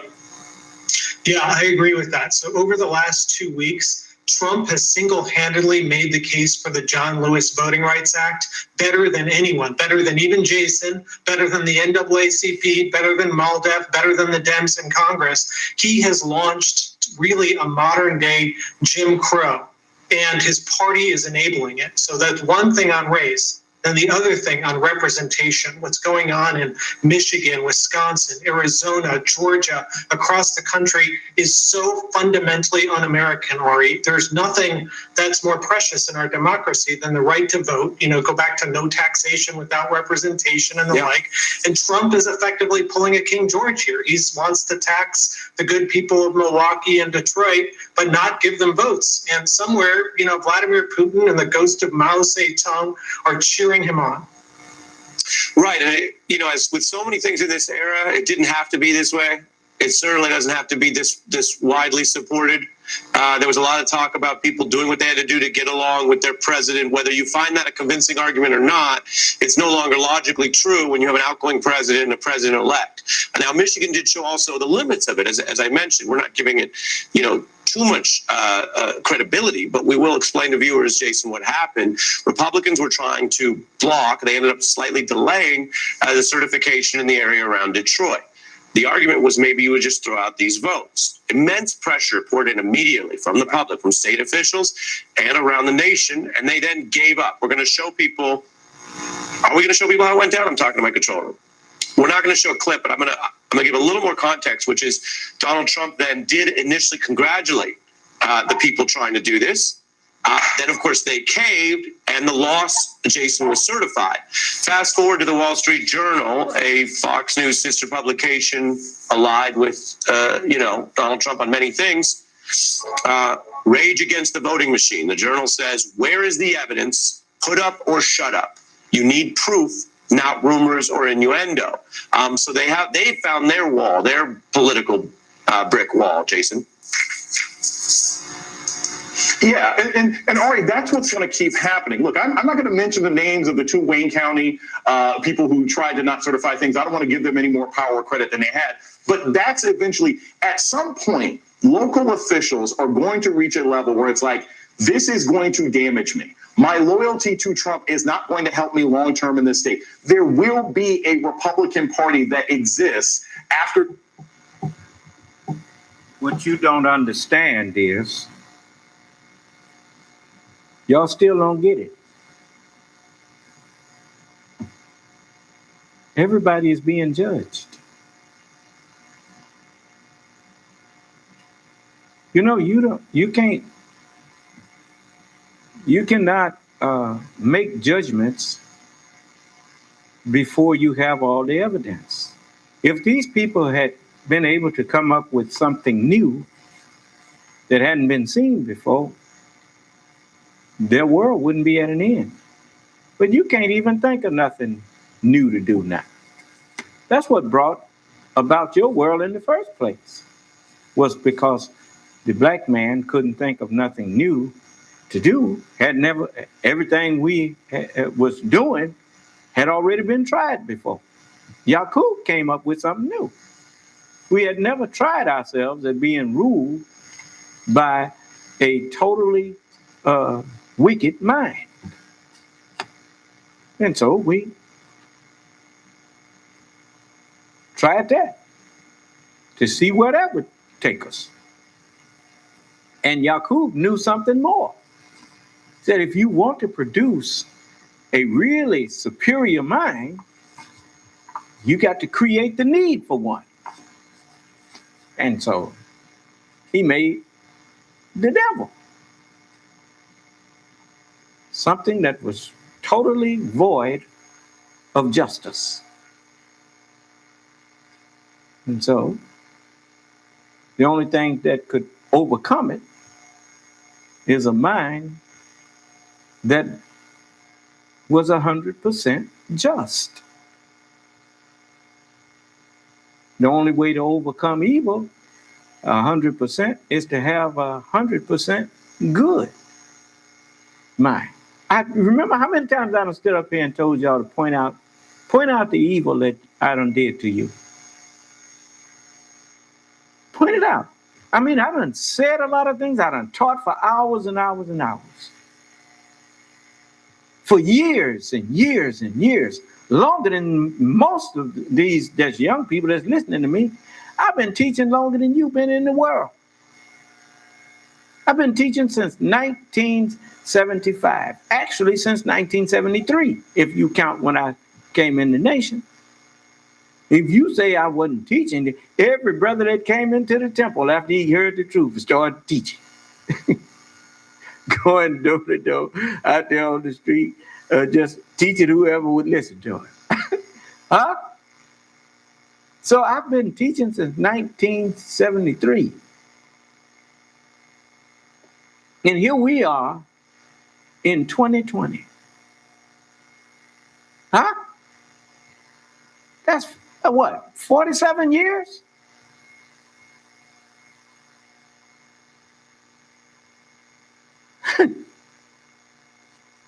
Point out the evil that I did to you. Point out the evil that I've been teaching.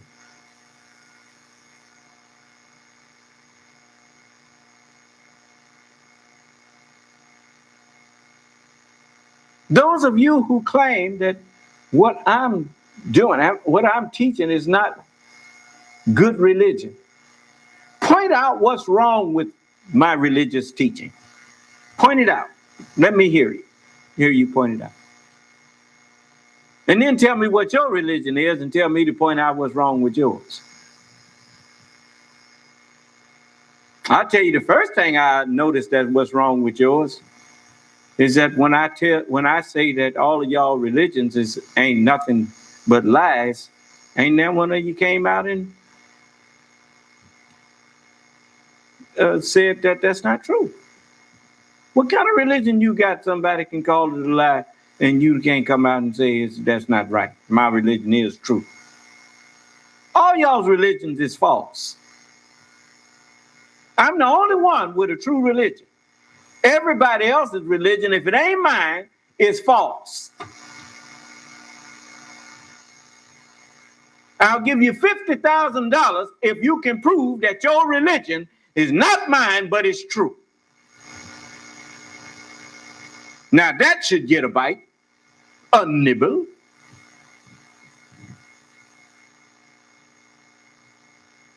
Come on now, I just threw the hook in there and it's got a good worm on it. $50,000 is a pretty big worm. Is that right? Now, come in here and show me that the religion you have ain't something that was made up by y'all. And if it was made up by y'all, it ain't from God. God ain't got but one religion. And it's always been the same religion. It ain't changed.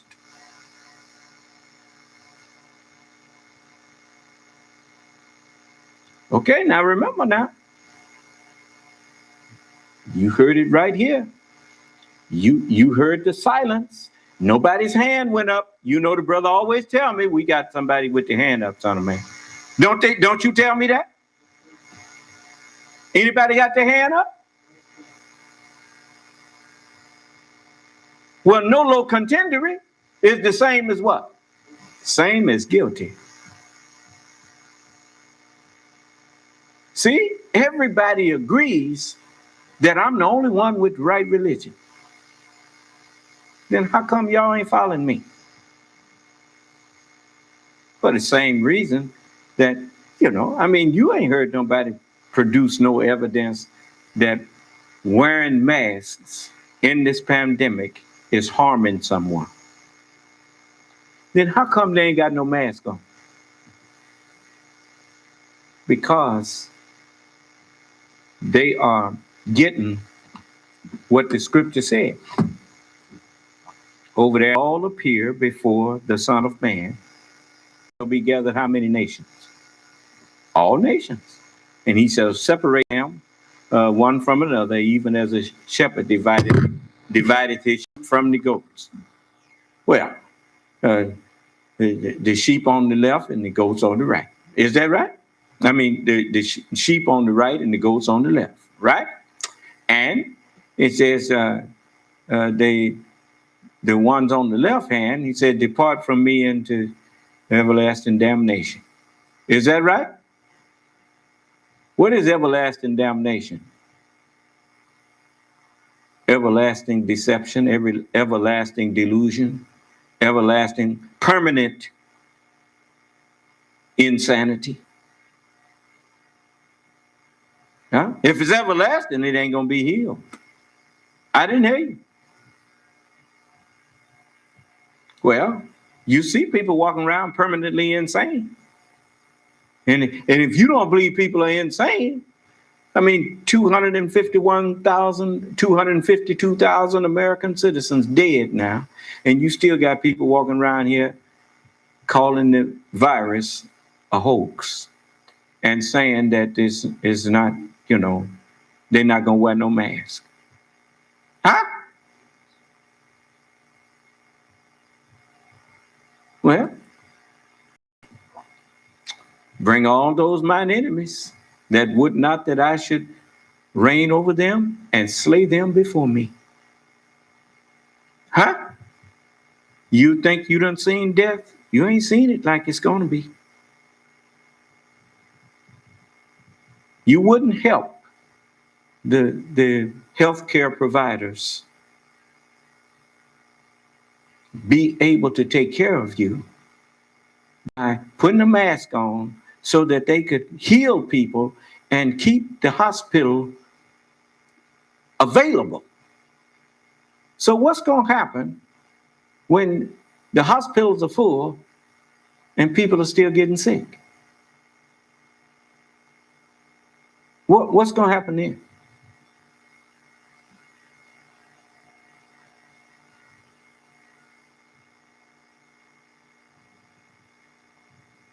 People are going to be being sent home to die.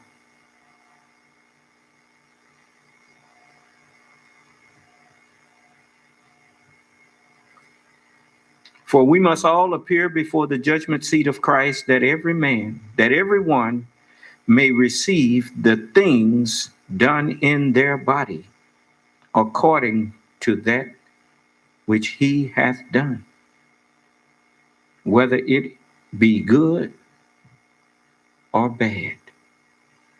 And that don't even frighten you. That don't frighten you? It sure frightens me.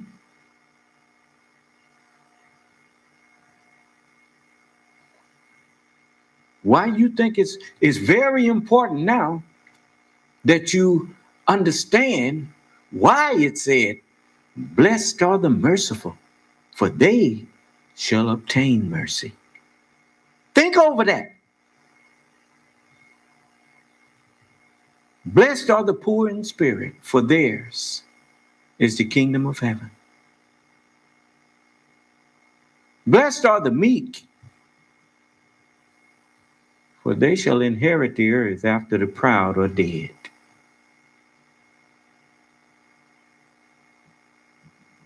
All the proud, yea, and all that do wickedly, shall be stubble. And the day that cometh shall burn them up, saith the Lord of hosts, that it should leave them neither root nor branch.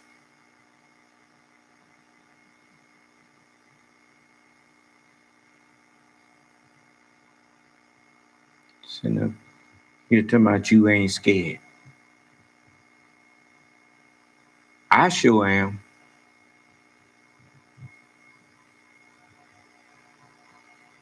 What does the human body look like?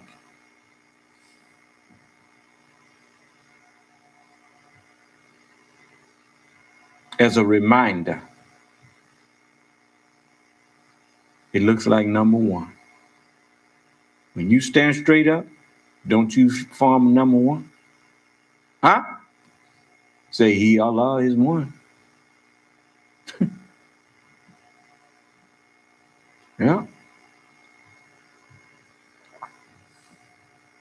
He is all and in all. Yeah. Yes, sir. If Allah is our head, if the head of every man is Christ and the head of Christ is God, then God is man. He is one.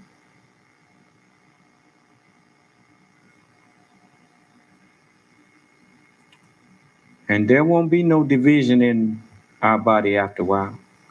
All human beings are going to be one.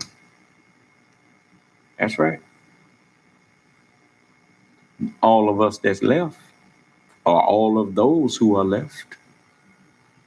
Because as the messenger said, no one will be sure that day. It's just like you may not be able to point out what's wrong with me, but I sure know what's wrong with me.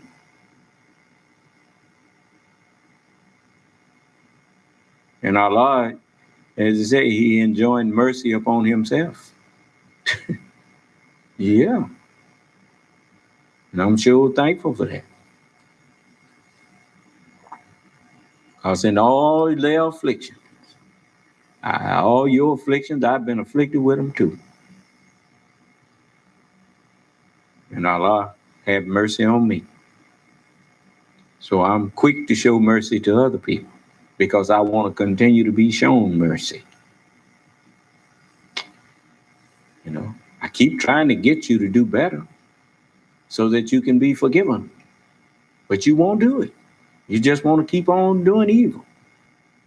While I'm standing here looking at you, listening to you. Okay. Huh?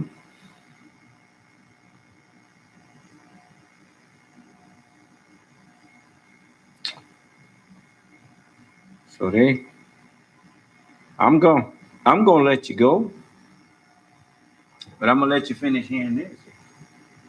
Donald Trump is no longer in the White House. And the question a lot of people have to face is he going to still carry water for me when I have to explain my behavior to people locally? It's not just Michigan. We also see, what happened in Georgia. You have people literally attacking each other in the same party all in loyalty to President Trump for court cases that keep losing over and over again. Look, if they magically found some trove of ballots, 10, 15,000 ballots hidden in the basement of a post office or a Kinko's, then maybe we would have some basis here for these conspiracies, but there are none. And the president's penchant for firing and abusing and attacking people who speak the truth only damages the credibility of his party with the independent voters that they'll need to make any sort of comeback in the future.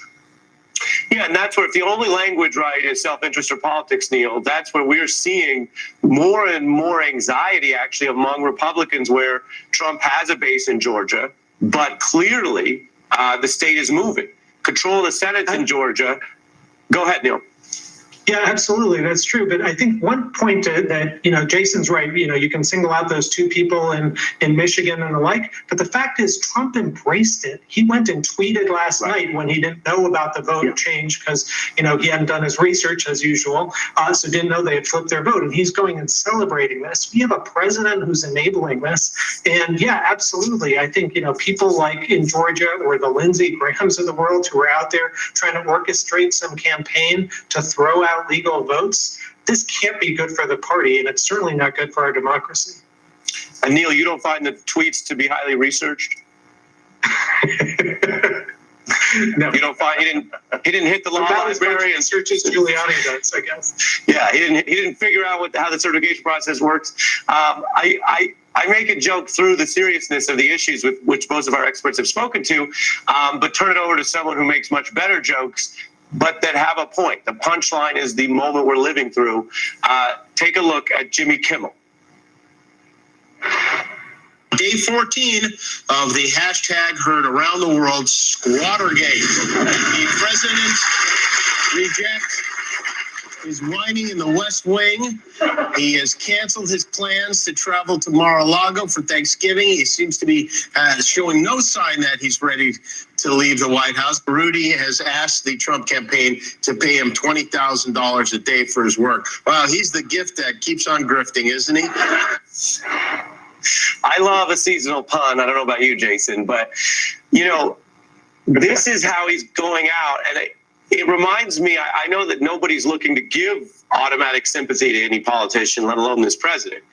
But there are two moments in recent times where the president might have gotten some human sympathy, right? Which means regardless of your opinion of someone, right? If they're sick with an illness that can take the life of 70-somethings, the human instinct may be sympathy.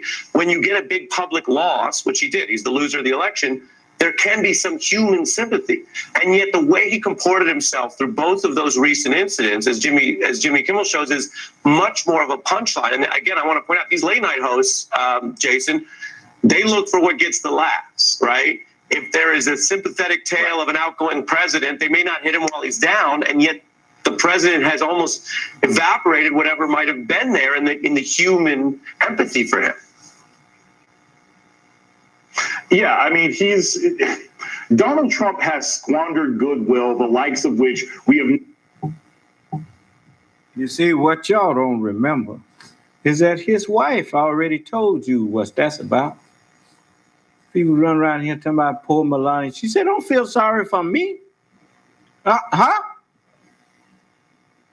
I don't know you feeling sorry for me for what she said. And and the way she said it was saying, you're that stupid. You should be feeling sorry for yourself, not for me. He ain't doing it to me. He doing it to you. Huh? We doing it to you. Huh? So, but you just, it's amazing to me how people are willing to let you get away with it. Huh? They even let you get away with killing white folks if you hate black people.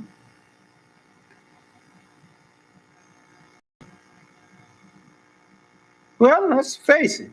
I mean, you remember white folks that was helping black people during the civil rights demonstrations and stuff? They came here to Mississippi. They killed the black ones and the white ones, didn't they? They didn't care. I told you they don't love white people. If they be honest, they say, we love white people that agree with us. If you don't agree with us, the hell with you. That's what they mean. But anyway, I'm gonna let it go. Yeah.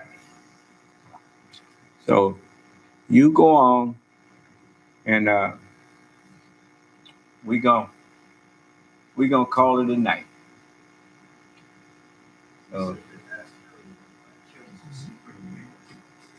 Kim is the supreme leader. Huh? Yeah. Donald Trump wants to be supreme. He wants to be King Donald. Oh, baby. It's sad. You know, man and ran for office for president and then tried to do away with the office after he got in there. Ain't that something?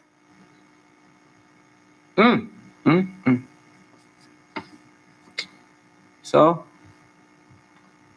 I'm gonna put a pin in it there.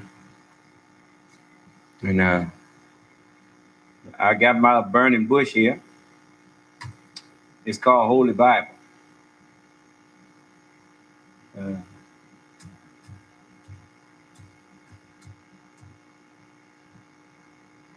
And we always want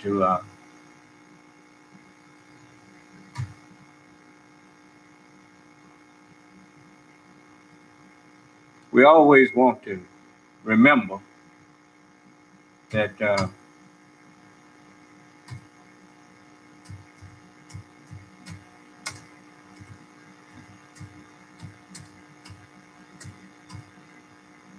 as the book says, come before his presence with singing. It is what it said, wasn't it? Yeah, I know. Let's see here. Maybe that's it.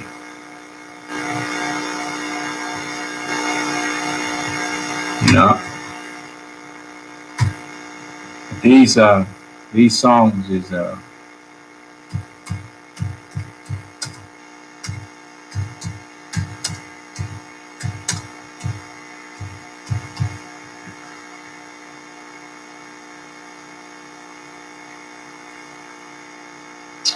may have to bring it up later.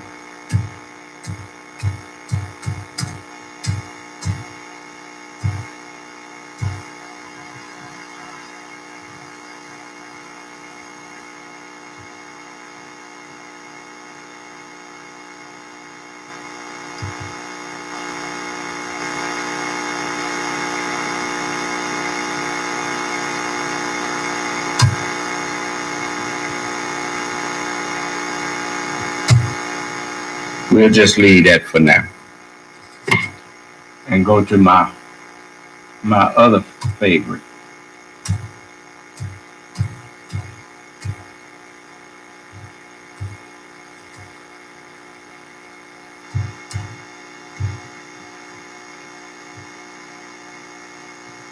You know, I got all these songs here that are so beautiful. So we'll go off with this one.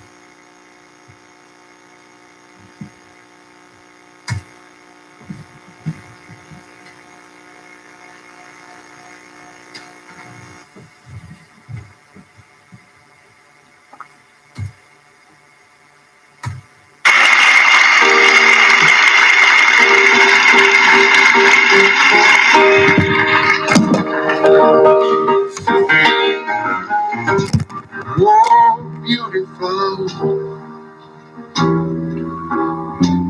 for heroes proved in liberating strife.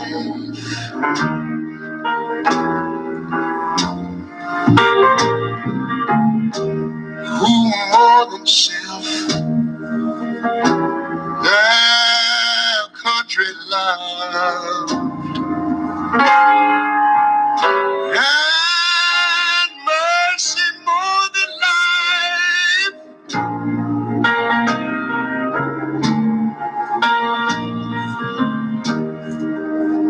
America,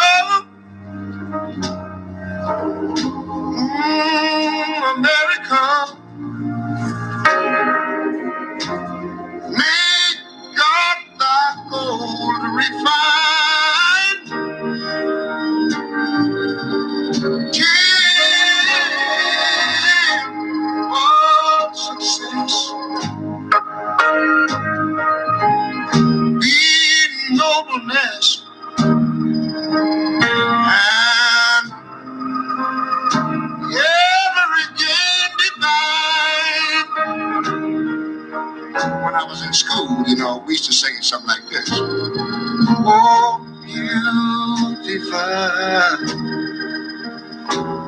for spacious skies, for amber waves of grain,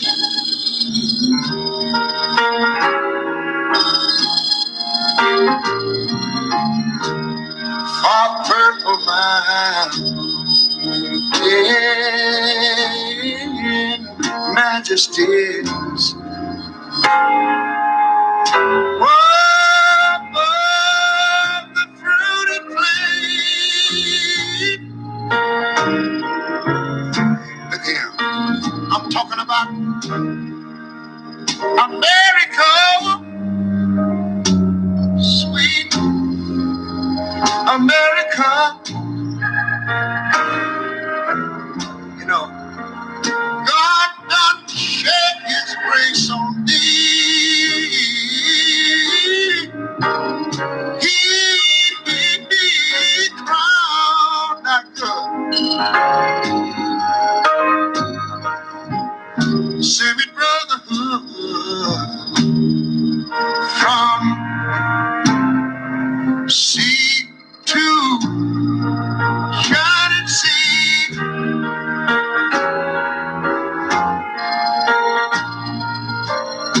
America, oh, I love you, America, because my God done shed his grace on thee. And you ought to love it for it, because he crowned that good. He told me he would. Save it, brother, from sea to shining sea. Oh, thank you, Jesus. Shining sea.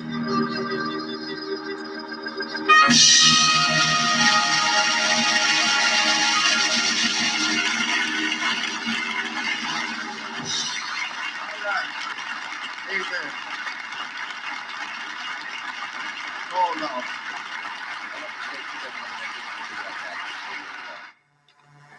All right. May Allah bless us, keep us safe and in our right minds.